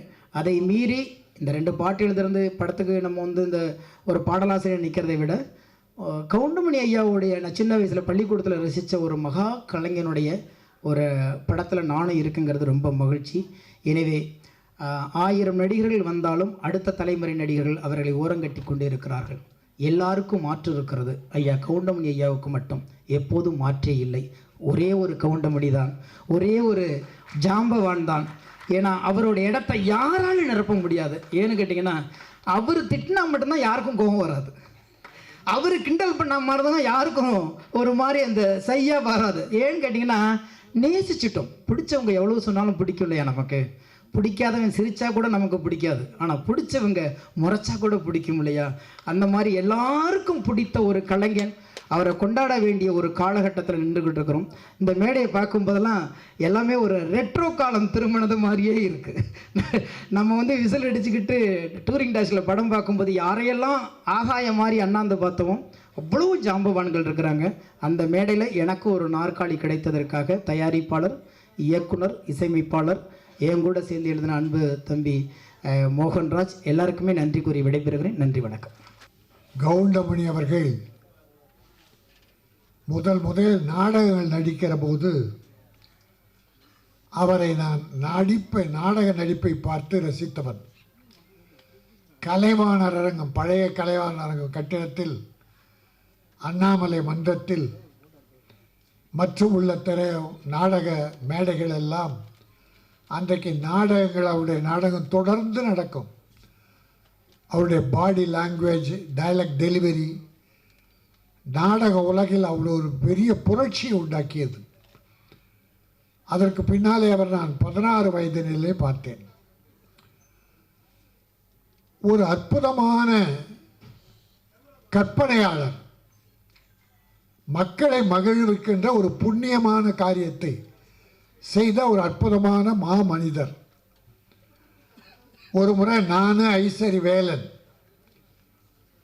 கருங்கல் பாளையம், ஈரோடு கருங்கல் பாளையம் போனோம். ராத்திரி 11 மணி. அங்கே கவுண்டமணி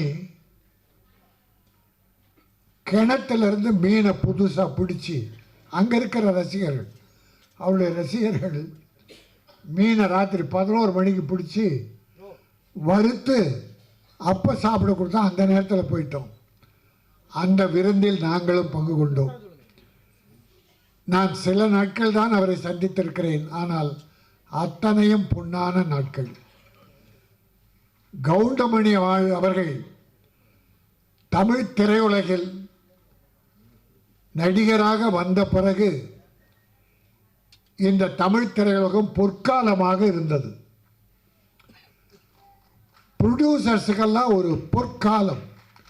அதே சமயம் பாக்யராஜ் அவர்கள், டைரக்டர் வாசு அவர்களாம் ஒரு பீரியட், ஒரு காலத்தை தன்னகத்தை அடக்கி வைத்திருந்தார்கள். திரையுலகம் அவர்கள் கையிலே இருந்தது. தயாரிப்பாளர்கள் மகிழ்ச்சியாக இருந்தார்கள். என் அருமை தம்பி ஸ்நேகன் சொன்னதை போல படத்தை பேரை பார்த்து போஸ்டரில் கவுண்டமணியை பார்த்தா அந்த படம் பார்க்காம மக்கள் இருக்க மாட்டார்கள். கவுண்டமணிக்காக ஓடிய படங்கள் ஏராளம். அவரை நம்பி எந்த பொழுதும் கெட்டு போனதில்லை. காலம் தவறாது படப்பிடிப்புக்கு வந்து நடித்து கொடுத்து ப்ரொடியூசரை காப்பாற்றியவர். தம்பி ராஜகோபால் இயக்கி இருக்கிறார். அவர் ஒரு நல்ல நகைச்சுவை எழுத்தாளர். பல படங்களுக்கு பெயர் இல்லாமலே நகைச்சுவை எழுதி கொடுத்தவர். அவர் இன்றைக்கு இந்த படத்தை இயக்கி அத்தனை கற்பனையும் கொட்டி பிரமாதமாக பண்ணியிருக்கார். ஒத்த ஓட்டு முத்தையா. இந்த முத்தையா ஒத்த ஓட்டு வாங்குறானே இல்லையோ, ஒட்டுமொத்த தமிழர்களின் உள்ளத்தை கவருவான். ஒட்டுமொத்த தமிழர்களின் நோட்டும் இந்த ஓட்டுக்கு வரும். படம் பார்ப்பார்கள். ஏனால் மக்கள் ரொம்ப அழுத்தமாக இருக்காங்க, மன அழுத்தம் அதிகம். இப்படிப்பட்ட நல்ல நகைச்சுவை படங்கள் வேண்டும் என்று விரும்புகிறார்கள். இப்போ பல படம் ஃபெயிலியர் ஆகுது, சில படம் வெற்றி பெறுது. அதை பார்த்தீங்கன்னா புதுமை, பல பெரிய படங்கள் ஃபெயிலியர் ஆகி சின்ன படம் வெற்றி பெறும். சின்ன படம் ரப்பர் பந்துன்னு ஒரு பேர் சொன்னேன், டாடா, குட் நைட், நிறைய படங்கள். அப்போது நம்முடைய என்றைக்கும் evergreen comedy king of king நம்மளோட கவுண்டமணி படம் இன்றைக்கு மிகப்பெரிய வெற்றியை பெறும். ஒரு காலம் பூரா அவர் எல்லா வீட்டிலையும் இருந்தார். கொரோனா காலத்தில் மக்கள் வீட்டை விட்டு வெளியே போகாத போது அந்த டிவியை திறந்து வீடியோ போட்டு கவுண்டமணி படங்கள் தான் அந்த குடும்பத்தை எல்லாம் காப்பாற்றி மக்களை மகிழ்வித்தது. ஆக எல்லா காலமும் அவர் வாழுகிற காலம் வரை மக்களை மகிழ்த்து கொண்டிருப்பார். அவர் காலத்திற்கு பிறகும் இந்த சினிமா உலகிலே அவர் செய்த சாதனைகள் நிலைத்திருக்கும். பல நடிகர்கள் தலை கனத்தை குறைத்து வருமானத்திற்காக தன்மானத்தை இழந்து இருப்பதை விட கவுண்டமணி அவர்கள் எப்படி இந்த திரையுலகில் நடந்து கொண்டாரோ, எத்தனை ப்ரொடியூசரை காப்பாற்றினாரோ, எத்தனை இயக்குநர்களுக்கு பெரிய மரியாதை கொடுத்தாரோ, அதை போல அவரை வழிகாட்டியாக கொள்ள வேண்டும். இந்த ஒத்தை ஓட்டு முத்தையா தயாரிப்பாளர்களை காப்பாற்ற வேண்டும். டைரக்டருக்கு அடுத்து படங்கள் கிடைக்க வேண்டும். நிறைய நட்சத்திரங்கள், காமெடி நடிகர்கள்லாம் அற்புதமாக போட்டிருக்கார். மியூசிக் 2-3 பாட்டு பார்த்தோம், அற்புதம், நல்லா இருந்தது. மியூசிக் டைரக்டர் வாழ்த்துக்கள்.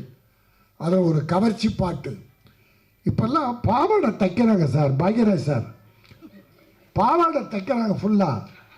ஆனால் எதை கீசி விட்டுறாங்க. ஒரு நல்ல முழுசாக துணி வாங்கி பாவாடை தைச்சி ஒரு 5 இடத்துல கிழிச்சு விட்டுறாங்க. அந்த பாவாடை துணி மட்டும் தெரிய மாட்டாங்குது. நன்றி, வணக்கம். கவுண்டமணி அண்ணனுக்கு ரசிகனாக இல்லாதவங்க யாருமே இருக்க முடியாது. ஏன்னா அப்படி ஒரு காமெடியை கொடுத்து கிட்டத்தட்ட திரையுலகில் 40 வருஷத்துக்கு மேலே ஒரு பெரிய சாதனை படைச்சிருக்காரு. அப்படி ஒரு சாதனை படைத்த கவுண்டமணி அண்ணன் ஃபங்க்ஷனில் வந்து இன்றைக்கி கலந்துக்கிட்டது வந்து ரொம்ப சந்தோஷமாக நினைக்கிறேன். நான் நிறையா ஃபங்க்ஷனை கலந்துருக்கிறேன். பட் இந்த ஃபங்க்ஷன் என்னை பொறுத்த வரைக்கும் ஒரு சாதனை படைத்த மனிதர்களின் ஃபங்க்ஷனை தான் நான் பார்க்குறேன். அவங்களுக்கு வந்துட்டு ஏன்னா கவுண்டமணி அண்ணன் வந்து பல 100 படங்களுக்கு அவரோட வெற்றி வந்து பெரிய உறுதுணையாக இருந்திருக்கு. எப்படி ஒரு வீடு கட்டுறதுக்கு வந்து நம்ம ஒரு பில்லர் ஃபவுண்டேஷன் ஸ்ட்ராங்காக போடணும், அப்போ தான் ஒரு சப்போர்ட்டாக இருக்குன்னு நினைப்போமோ, அந்த மாதிரி அண்ணனோட படத்தோட சப்போர்ட் காமெடிகள் வந்து பல 100 படங்களுக்கு, பல 100 கதாநாயகர்களுக்கு, பல 100 இயக்குநர்களுக்கு வந்து இந்த திரையுலக சப்போர்ட்டாக இருந்திருக்கு. வந்துட்டு நான் இப்போ வரும்போது சும்மா ரூமில் உட்காந்து அண்ணன் 5 நிமிஷம் பேசிக்கிட்டு இருந்தேன். தம்பி நான்லாம் ஷூட்டிங் நடிக்கும்போது தம்பி நான்லாம் வீட்டிலே இருக்கமா தம்பி, மாதத்துக்கு 30 நாள் அங்கே போவோன்னு சொல்லிக்கிட்டே இருந்தார். அப்போ சிலதை நான் படித்து நான் கேள்விப்பட்டிருக்கிறேன். அப்போ சொல்லுவாங்க காலையில் 7 மணிலேருந்து 2 மணி வரைக்கும் ஏஎம் ஸ்டூடியோவில் ஷூட்டிங்கு, மதியம் 3 மணிலேருந்து 7 மணி வரைக்கும் கற்பா ஸ்டூடியோவில் ஷூட்டிங்கு, 7 மணிக்கு மேலே பார்த்தீங்கன்னா கோவூரில் ஷூட்டிங்கு. இப்படி வந்து நைட்டு பகலும் பார்க்காம ஒரு தயாரிப்பாளருக்கு வந்து ஒரு ஃப்ளெக்சிபிளாகவும், ஒரு இயக்குனருக்கு வந்து அதை முடிக்கணுங்கிறதுக்காகவும், அப்படி வந்து திரையுலகில் வந்து ஒரு சின்சியராக வாழ்ந்த மனிதர்னு சொல்லணும்னா அது கவுண்டமணி அண்ணன் சொல்லணும் உங்களுக்கு வந்துட்டு. ஆனால் எனக்கு என்ன ஒரு சின்ன ஒரு வருத்தமாக இருக்குன்னா, பல 100 படங்களுக்கு வெற்றியை கொடுத்துருக்காரு அண்ணன். ஸோ அவரோட இன்றைக்கி ஒரு இசை வெளியீட்டு விழாங்கும் போது 2-3 பேர் மட்டும்தான் நன்றின்னு அடையாளமாக வந்திருக்காங்க. அது ஒன்று பாக்யராஜ் சார், இன்னொன்று வாஸ் சார். ஸோ இன்னும் ஒரு 10-20 பேர் வந்து இதை வந்து ஒரு இசை வெளியீட்டு விழா பண்ணியிருந்தோம்னா அது திரைத்துறையில் வந்து ஒருத்தருக்கு ஒருத்தர் இந்த செய்யக்கூடிய நன்றியை நான் நினைக்கிறேன் வந்துட்டு உங்களுக்கு. அது நன்றி குறைஞ்சி போச்சுன்னு நினைக்கிறேன்.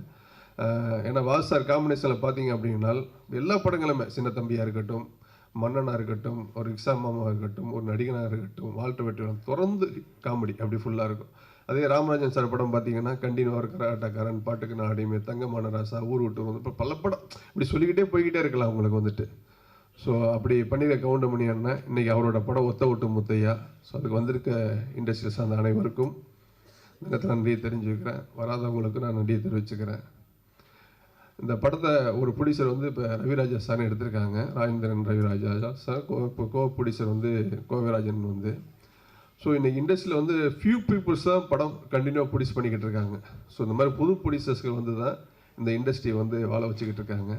அவங்க வந்து திரும்ப கவுண்டமணிக்கு வந்து வச்சு, ஏன்னா அவர் வந்து சாதனையை வச்சு திரும்ப ஒரு படம் பண்ணி அது ஒரு காமெடி கலக்கலாக டைரக்டர் ராஜகோபால் பண்ணியிருக்காங்க வந்து உங்களுக்கு. இது வந்து இண்டஸ்ட்ரியில் வந்து எல்லாருமே இந்த படத்தை வந்து ப்ரெஸ் பீப்புளும் சரி, பப்ளிக்கும் சரி வந்து இது வந்து கவுண்டமணி அண்ணன் வந்து இண்டஸ்ட்ரியில் பண்ணியிருக்க சாதனைக்கும் அவர் பண்ண காமெடிக்கும் நம்ம இந்த படத்தை ஒரு பெரிய வெற்றியாக்கக்கூடியது உங்களோட ப்ரெஸ் மீடியா கையில் தான் இருக்குது, உங்களுக்கு உங்கள் ரசிகர் கையில் தான் இருக்குது வந்துட்டு. அனைவருக்கும் நன்றி கூறி வெளியே நன்றி, வணக்கம். அது மாதிரி என்னோட படத்தில் 36-37 ஆர்டிஸ்ட் நடிச்சிருக்காங்க. எல்லாருமே வெளியே வாங்குகிற சம்பளத்தை விட எனக்காக கம்மியாக பாதி சம்பளம் அப்படி பண்ணாங்க. அவங்க எல்லாருக்குமே நன்றி. அதே மாதிரி டெக்னீஷியன்ஸ் எல்லாருமே இந்த படம் முடிகிற வரைக்கும் நல்ல ஒத்துழைப்பு கொடுத்தாங்க, அவங்களுக்கும் நன்றி. இந்த படம் உருவானதே ரொம்ப ஒரு ஆச்சரியமான விஷயம். அதை வந்து நான் உங்கள்கிட்ட பகிர்ந்துக்கணும். எப்படின்னா, நான் வேறு ஒரு படத்துக்காகத்தான் டிஸ்கஷன் அது இதுன்னு ஒரு வருஷமாக போய்கிட்டு இருந்தேன். நம்ம சிங்கமுத்தண்ணே அவங்க ஆஃபீஸ் வளசுறவக்கம், அங்கே தான் அவர் பையன் வாசன் கார்த்திகை வச்சு ஒரு படம் பண்ணலான்னு அவங்க சொந்தக்காரர் தான் ப்ரொடியூசரு. தேவர் ஹோட்டல் அப்படின்னு ஒரு படம், அதுக்கு தான் நாங்கள் ஒரு வருஷமாக ஸ்கிரிப்ட் பண்ணிக்கிட்டு இருந்தோம். திடீர்னு எதிர்பாராத விதமாக இந்த ப்ரொடியூசர் அவங்க வந்தாங்க. அவங்க எப்படி வந்தாங்க அப்படின்னா, என் மனைவி வந்து உடல்நிலை சரியில்லாமல் கிட்னி ப்ராப்ளம், அதில் வந்து ஹாஸ்பிட்டலில் இருந்தாங்க. அந்த நேரத்தில் ஒரு அட்டெண்டர் கூடவே இருக்கணும், எந்த நேரமும் மாஸ்க் போட்டு மூச்சு விட முடியாமல் கஷ்டப்பட்டுக்கிட்டு இருந்தாங்க. நான் ஒரு ஹாஃப் டே, என் பையன் ஒரு ஹாஃப் டே அப்படி தான் பார்த்துக்குவோம் கேஎம்சியில். அந்த நேரத்தில் பழனியில் என்னோடய அக்கா மகன், அவனுக்கு ஃப்ரெண்டு நம்ம கோவை லட்சுமி ராஜன் அவர்கள், அவர் மூலமாக அவர் சினிமா பண்ணணும்னு ரொம்ப நாள் ஆசை. அவருக்கு வந்து பெங்களூர் நம்ம main producer Raviraja sir friend. இப்போ ஒரு நாள் இந்த கொரோனா டைமில் நான் ஸ்கிரிப்டெல்லாம் பண்ணிவிட்டு வீட்டில் ஒரு யூடியூப் சேனல் ஆரம்பித்து வீட்டிலையே எல்லாம் பண்ணியிருந்தேன். அண்ணன் கவுண்டமணி அண்ணன் வந்து 2 நாளைக்கு ஒருக்கா எனக்கு எப்படியாவது ஃபோன் பண்ணுவார், இல்லை நான் பண்ணுவேன், பேசுவோம். என்னப்பா இப்படி மாதக்கணக்கில் சிறையில் அடைச்ச மாதிரி அடைச்சி போட்டாங்க, கொரோனாங்கிறாங்க, நீ என்ன பண்ணுற, எப்படி உனக்கு பொழுது போகுதுன்னு அண்ணன் என்னை கேட்டார். இப்போ நான் சொன்னேன், அண்ணே டைமை வேஸ்ட் பண்ணக்கூடாதுன்ட்டு ஒரு 2 ஸ்கிரிப்ட் பண்ணி வச்சுருக்கேனே, கொரோனா முடிஞ்சோன்னு தான் அது போய் ப்ரொடியூசர்கிட்ட கதை சொல்லணும் அப்படின்னு. அப்படியா, அதில் ஒரு கதையை சொல்லி பார்க்கலான்னாரு. ஃபோன்லேயே சொன்னேன், இந்த மாதிரினே 3 பொண்ணு, அப்பா அம்மா, அண்ணன் தம்பிக்கு தான் கல்யாணம் பண்ணி கொடுக்கணுங்கிறாங்க. ஆனால் இந்த பொண்ணுங்க ஏதோ ஒரு சூழ்நிலையில் 3 வேறு பசங்களை லவ் பண்ணிடுச்சு.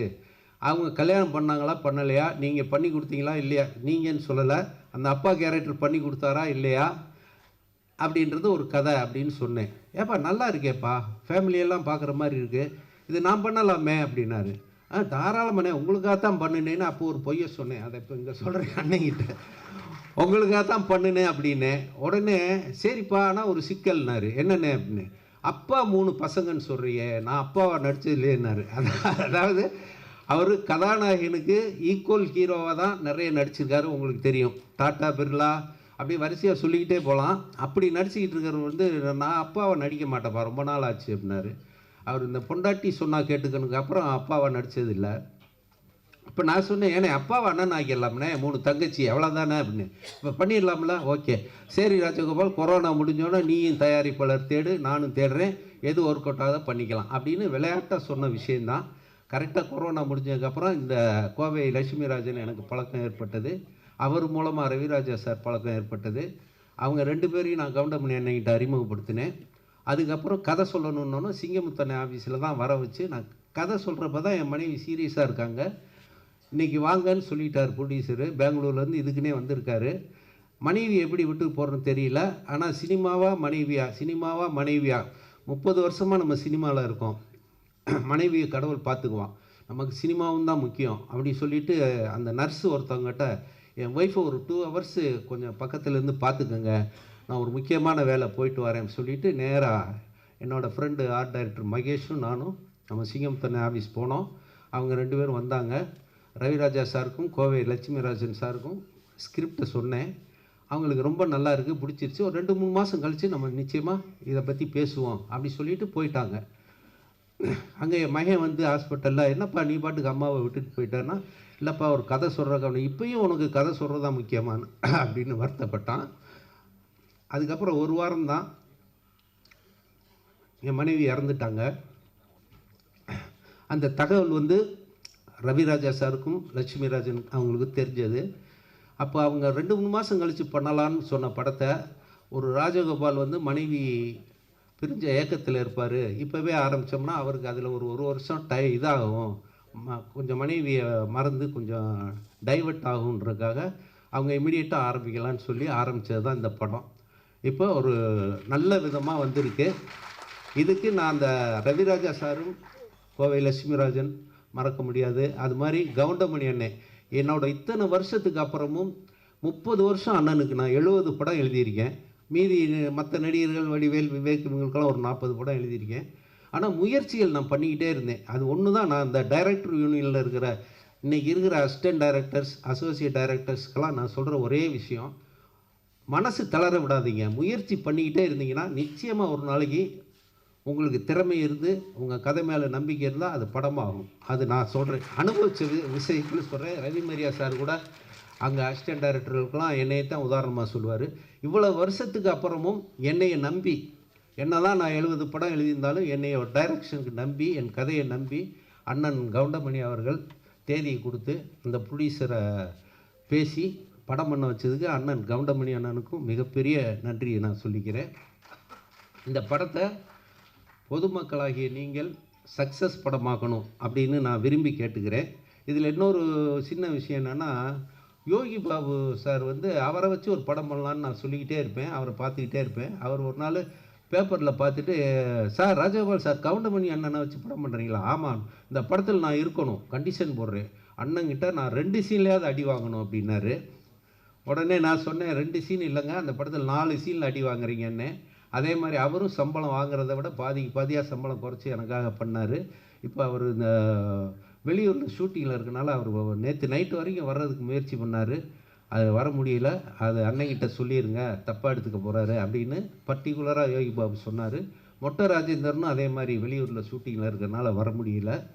இப்போ வந்து இங்கே பொக்கே கொடுத்தோம், பொன்னாடை பற்றி எல்லாருக்கும் சீஃப் கெஸ்ட்டுக்கெல்லாம் பொக்கே கொடுக்கணும்னு நினச்சோம். நிகில் முருகன் சார் நான் ப்ரொடியூசர்லாம் சேர்ந்து நேற்று பேசி ஒரு பொக்கேன்னா தூக்கி போட்டுருவாங்க, ஒரு உபயோகமாக இருக்கட்டும்னோன்னா நிகில் சாரும் நானும் சேர்ந்து மனவை பொன் மாணிக்கம் எழுதின அன்புள்ள அம்மாங்கிற ஒரு புக்கு, அதை கொடுத்தோம்னா அவங்க படிக்காட்டியும் பத்திரமா வச்சுருப்பாங்க அப்படின்னு சொல்லி அந்த புக்கை வாங்கிட்டு வந்து எல்லாருக்கும் நாங்கள் கொடுத்தோம். அது வந்து கொஞ்சம் மனசுக்கு மகிழ்ச்சியாக இருக்குது.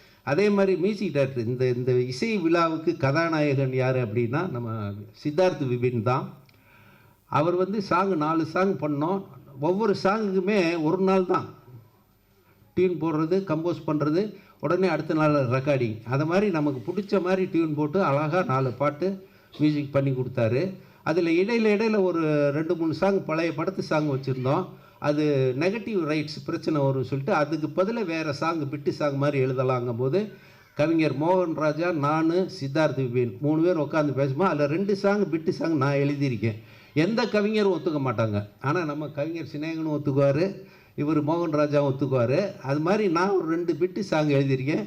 அதை வந்து மனசு வந்து ஒத்துக்கிட்டார் சித்தார்த் விபின், அதே மாதிரி மோகன் ராஜா. அந்த மீதி 2 சாங் அவர் எழுதினார். அதுக்காக அவங்க ரொம்ப தேங்க்ஸ் சொல்லிக்கிறேன். அது மாதிரி வந்து Madurai temple city Kumar sir இருக்கார், அவர் எனக்கு நடிகர் செந்தில் அண்ணன் மூலமாக ரொம்ப நாளாக ஃப்ரெண்ட்ஸு. நண்பேண்டான்னு ஒரு குரூப் வச்சுருக்காரு, அதன் மூலமாக பழகிட்டு இருந்தோம். ஒரு கேரக்டரு நான் பண்ணணும். அது என்ன கேரக்டர்னால் அரசியல்வாதி. இன்றைக்கி பரபரப்பாக பேசப்படுற ஒரு அரசியல்வாதி. அந்த கேரக்டருக்கு யாரை போடலாங்கும்போது நம்ம தலைவர் வையாபுரி சொன்னார், மதுரை டெம்பிள் சிட்டி குமார் போடுங்க, கரெக்டாக இருக்கும், அவர் நடிக்கிற இன்ட்ரெஸ்ட்னார். அதுக்கப்புறம் அவர்கிட்ட பேசினேன். அவரும் அந்த கேரக்டர் சொன்னோன்னே நான் நடித்தே தீருவேன்னாரு. ஓகேன்னு சொல்லி அவர் 3 தடவை 4 தடவை இங்கே சென்னைக்கு வந்து நான் நினச்சபடி அந்த கேரக்டரை வாய்ப்பே இல்லை ராஜா, வாய்ப்பே இல்லை அப்படின்ற பர்டிகுலராக அந்த டைலாக்கை சொல்லி பிரமாதமாக நடித்தார். அவருக்கு ரொம்ப ரொம்ப தேங்க்ஸ்.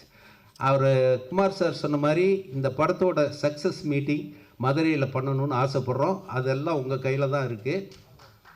மற்ற எல்லாருக்குமே நன்றி.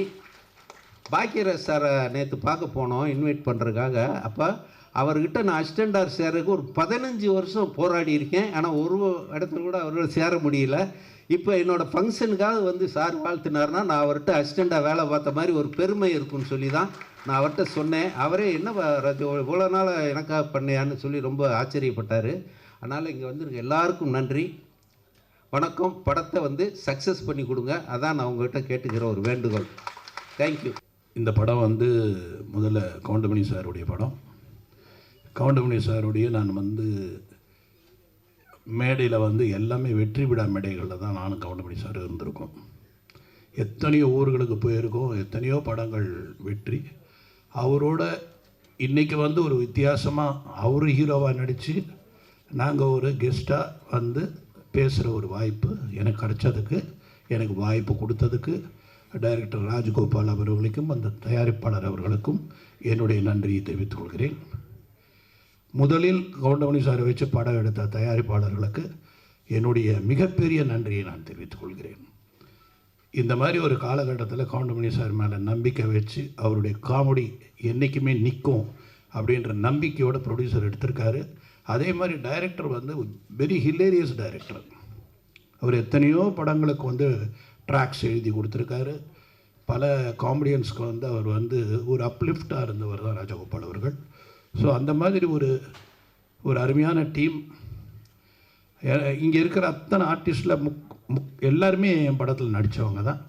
அதனால் அவங்கள பற்றி நான் வந்து எதுவும் பேசுகிறதுக்கு நேரம் இல்லை. ரெண்டாவது டைரக்டர் வந்து ஏற்கனவே சொன்னார், இந்த படத்தோட டைரக்டர் இந்த மாதிரி 12:30 மணி வரைக்கும் தான் டைமுன்னு. ஆனால் அவரே ஒரு 15 நிமிஷம் பேசிட்டார். ஸோ இதுக்கப்புறம் பாக்யராஜ் சார் பேசணும். அதனால் எனக்கு வந்து என்ன பேசேன்னா கவுண்டமணி சாரை பற்றி பேசணும்னா நிறைய இருக்குது, என்கிட்ட நிறைய இருக்குது. ஒரு விஷயம் கவுண்டமணி சாரை பற்றி சொல்லணுன்னா அவருக்கு மேனேஜர் கிடையாதுங்க, அவருக்கு டிரைவர் கிடையாது, அவர்கிட்ட டைரி கிடையாது. டேட்டு சொல்லிட்டா போதும், மனசில் வச்சுப்பார் டேட்டை. இந்த டேட்டு இவங்களது, இந்த டேட் அவங்களது, அந்த டேட் இவங்களது அப்படின்னு மனசுலேயே டேட்டை வச்சு அவரே வண்டி ஓட்டிகிட்டு வருவார். அவருக்கு டிரைவர் கிடையாது. இதை மாதிரி ஒரு அருமையான வசதியான ப்ரொடியூசர்ஸுக்கு மிகவும் எளிமையான ஒரு நடிகர் வந்து தமிழ் இண்டஸ்ட்ரியில் இன்னொருத்தர் இருப்பாரான்னு என்னால் சொல்ல முடியாது. அப்படிப்பட்ட பர்ஃபெக்ட் ஆக்டர் எனக்கு வந்து இன்னொன்று எத்தனை பேருக்கு தெரியணும், ஒருவேளை அது கரெக்டாக கூட இருக்கலாம், தப்பாகவும் இருக்கலாம். அதிக படங்கள் கவுண்டமணி சார் நடித்தது என் படம் தான் நான் நினைக்கிறேன். அவரே சொல்லுவார், 24 படத்துக்கு மேலே நடிச்சிருக்கார் என் படத்தில். அந்த 24 படத்தில் 20 படம் ஹிட்டு, நான் அவர் இருந்ததில். இதில் என்ன வேடிக்கைன்னா, நான் வந்து ஒரு 4 பேஜ் டைலாக் எழுதிட்டு சத்யராஜ் சாருக்கும் கவுண்டமணி சாருக்கும் வந்து டைலாக் சொல்லுவேன். அந்த 4 இவங்க 2 பேரும் சேர்ந்து 6 ஆக்கிடுவாங்க. திரும்ப அதை படிக்கும்போது என்னால் எதையுமே கட் பண்ண முடியாது. அந்த மாதிரி 6 ஆகிடும் அந்த பேஜ். அது மாதிரி 2 பேஜ் கொடுத்தா 4 ஆகிடும். இப்படி வந்து அந்த பேஜஸில் சரி அதில் என்ன ஃபில்டர் பண்ணலான்னு பார்த்து அதில் என்ன ஹைலைட்னு பார்த்து காமெடி பண்ணும் பொழுது இந்த 3 பேருடைய சக்ஸஸுக்கு காரணம் இந்த டீம் தான், அவங்க கான்ட்ரிபியூஷன் தான். அதாவது எல்லா படத்துலையுமே ஒரு கான்ட்ரிபியூஷன்றது ஆர்டிஸ்ட் கிட்ட இருந்து இருக்குன்னா அது ரொம்ப ரேர். அப்படி ஒரு கான்ட்ரிபியூஷன் உள்ள ஒரு ஆக்டர் யாருன்னா கவுண்டமணி சார். அவர் அதில் நீங்கள் பர்டிகுலராக நிறைய படம் நான் சொல்லணும்னா, ஒன்று நடிகன், அந்த பிரியாணி சீனை எடுக்கவே முடியலங்க, எடுக்கவே முடியல. சிரிச்சுக்கிட்டே இருக்க, எங்கே கட் சொல்கிறது தெரியல. சிரிச்சு நான் மேக்ஸிமம் இவங்களுக்கு வந்து ஒரே பிளாக்கில் வச்சுட்டு திருப்பி க்ளோஸ்னு கட் பண்ணி திருப்பி அந்த டைலாக் எடுக்க பயமாக இருக்கும். ஏன்னா அந்த மாதிரி ஒரு காமெடி எத்தனை தடவை எடுத்தாலும் சிரிப்பாங்க. அதே மாதிரி இளையராஜா சார் வந்து ரீரெக்கார்டிங்கில் வந்து இப்படி ஒரு சிரிப்பு அவர் சிரிப்பாருன்னா யாரும் நம்ப மாட்டீங்க, அவ்வளோ ரசிப்பார் காமெடியை. அவர் வந்து கவுண்டமணி சாரோட மிகப்பெரிய ரசிகர். ஏன்னா என்னுடைய படத்துலேயே நான் வந்து இளையராஜா சார் சிரித்து பார்த்துருக்கேன். அதாவது அவர் மியூசிக் போடுறதுக்கு முன்னாடி ரீல் பார்ப்பார், அந்த ரீலில் அப்படி சிரிப்பார் கவுண்டமணி சாரை பார்த்து. அந்த மாதிரி ஒரு அவருடைய மனசு. சிவாஜி சார், டேய் நமக்கெல்லாம் ரொம்ப பாக்கியண்டா, இந்த மாதிரி நடிகலாம். நம்ம அவர் யாரோடலாம் நடிச்சிருக்காரு, நாகேஷ் சாரோட, சந்திரபாபுட எல்லோருடையும் நடித்தவர். அவர் வந்து இந்த அவருடைய ஜென்ரேஷனில் இந்த ரெண்டாவது அவருடைய மகன் பிரபு, அவரோட நடிக்கக்கூடிய ஒரு நடிகரை பார்க்கும் பொழுது கவுண்டமணி அருமையாக இருக்கேன், அருமையாக பண்ணுறாரியா, அருமையான காமெடியா. ஸோ மிகப்பெரிய நடிகர்களுக்கு எல்லாருமே வந்து கவுண்டமணி அவர்கள் வந்து ரசிகர், அவங்க ரசிகர்கள், அவங்களுக்கே ரசிகர். அப்படி ஒரு இடத்தை பிடித்தவர் தான் கவுண்டமணி சார். நிறைய அவரை பற்றி சொல்லணும், ஆனால் எங்களுக்கு நேரம் கிடையாது. பாக்யராஜ் சார் சொல்கிறாரு, இந்த மாதிரி நம்ம நிறைய சொல்லணும்னு நினச்சோம், ஆனால் நமக்கு வந்து 2 நிமிஷம் 3 நிமிஷம் தான் கொடுத்துருக்காங்க. அதுக்கேற்ற மாதிரி மேக்ஸிமம் எவ்வளோ சீக்கிரம் நான் முடிக்கிறேனோ முடிச்சாதான் அவர் பேச முடியும். இன்னும் நிறைய சொல்லலாம். இந்த படத்தோட இசை ரொம்ப நல்லா இருந்தது, ரொம்ப ரசித்தேன் சார் உங்கள் மியூசிக்கை. அண்ட் ஃபோட்டோகிராஃபி ரொம்ப நல்லா இருந்தது. எல்லாமே இதில் உழைச்ச கலைஞர்கள் அத்தனை பேரும் பிரமாதமாக ஒர்க் பண்ணியிருக்காங்க. இதில் பியூட்டி என்னன்னா, நல்ல ஃப்ரேம் பண்ணி எல்லாம் பில்லர்ஸ், நல்ல பில்லர்ஸ் போட்டிருக்காங்க. கவுண்டமணி சாரை சுற்றி நல்ல பில்லர்ஸ், எல்லாமே ஸ்ட்ராங் பில்லர்ஸ் போட்டதால் இந்த படம் கண்டிப்பாக வந்து ஒரு வெற்றி அடைகின்றது. ஒரு சாதாரண ஒரு ஆடியன்ஸாக நான் சொல்கிறேன், டைரக்டாக கூட சொல்கிறேன், ஆடியன்ஸாக சொல்கிறேன். எனக்கே அந்த சாங்ஸ் பார்க்கும்போதும் அந்த ட்ரெய்லர் பார்க்கும்போது ரொம்ப இன்ட்ரெஸ்டிங்காக இருந்தது. அதனால் அவருடைய பஞ்சஸ் இருக்கும். ஏன்னா ஒரு ஆக்டர் நடித்தாலே அவங்கள ஒரு வழி பண்ணிவிடுவார் அவர். அப்போ கிட்டத்தட்ட 36 ஆர்டிஸ்ட் அவர் என்ன பண்ணியிருப்பாருன்னு யோசிக்கிறேன் நான். விட்டுருக்க மாட்டார், எல்லோரும் ஒரு விருப்பம். அதே மாதிரி மன்னனில் வந்து அந்த உண்ணாவிரத சீன்லாம் எடுக்க முடியல. இப்போ கூட பார்த்தீங்கன்னா ரஜினி சார் வந்து அப்படி திரும்பி தான் சிரிச்சிட்டு இருப்பார். ஓகேயில் கூட 9 டேக்கு. இதை விட பெரிய வேடிக்கை என்னென்னா, ஆர்டிஸ்ட் சிரிச்சா பரவாயில்ல, கேமராமேன் சிரிப்பார், அவர் கை ஆடும். அப்போல்லாம் மானிட்டர் கிடையாது, இந்த கை வேறு ஆடி. என்னையா இவங்க, sir I can't control sir, I can't control அப்படின்னு அசோக்குமார், அவருக்கே தமிழ் தெரியாது. இத்தனைக்கு ஒரு பாடி லாங்குவேஜை போய் சிரிக்க ஆரம்பிச்சிருவார். ஏன்னா what do you understand, no he is very funny, he is doing all fun இப்படின்னு பேசுவார் அவர். ஸோ எல்லாரையுமே மொழி தெரியாதவனையும் சிரிக்க வைக்கிற ஒரு நடிகர் யாருன்னு, அது வந்து கவுண்டமணி அவர்கள்.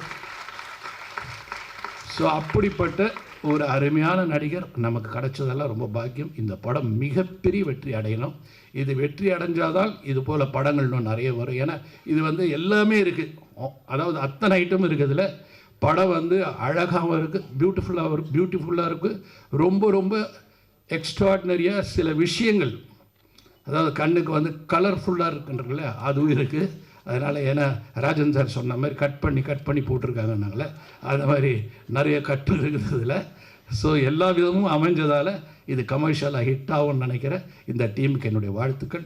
நன்றி, வணக்கம். மொத்த டீமுக்கும் அட்வான்ஸ் என்னுடைய வாழ்த்துக்களை வந்து தெரிவிச்சுக்கிறேன். ஏன்னா அந்த கடைசியில் உணர்ந்து விடும்போது எப்போ லைட் ஆஃப் பண்ணிடுவாங்களோ, எப்போ இது பண்ணிடுவாங்களோ அப்படின்னு சொல்லிட்டு அந்த ஒரு டென்ஷனே இருக்கும். இருந்தாலும் ராஜன் சார் என்னை பற்றி பேசும்போது நல்லா அவர் சொன்னது, கவனிச்சது போகிற அவர் இந்த பாவாடியை.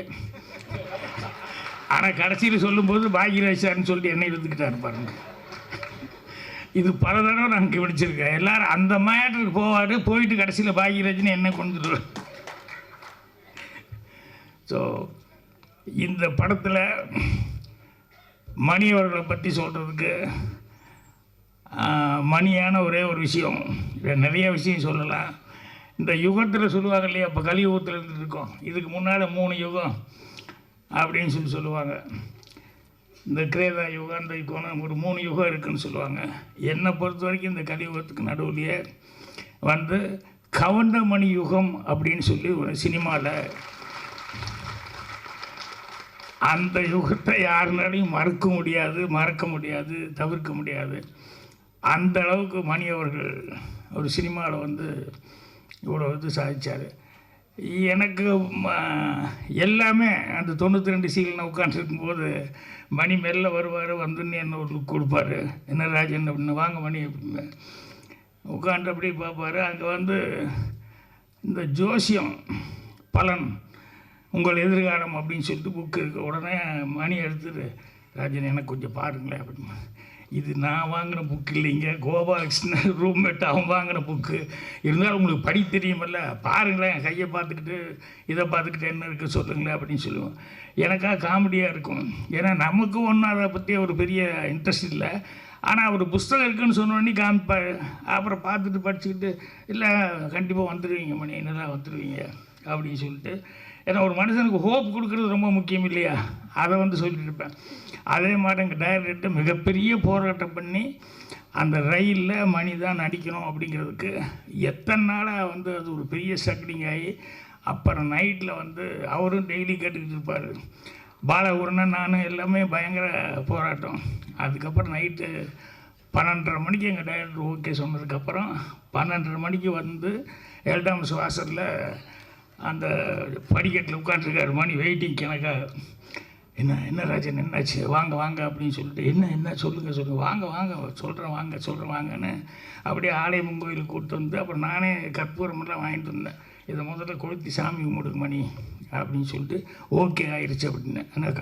அந்நேரத்து கோயிலெலாம் பூட்டி தான் இருக்குது, இருந்தாலும் அது கற்பூரத்து கொளுத்தி இது பெரிய லைஃபுக்கு ஒரு பெரிய இதாக இருக்கும் அப்படிங்கிற மாதிரி சொல்லி கும்பிடுங்க அப்படின்னு சொல்லிச்சேன்.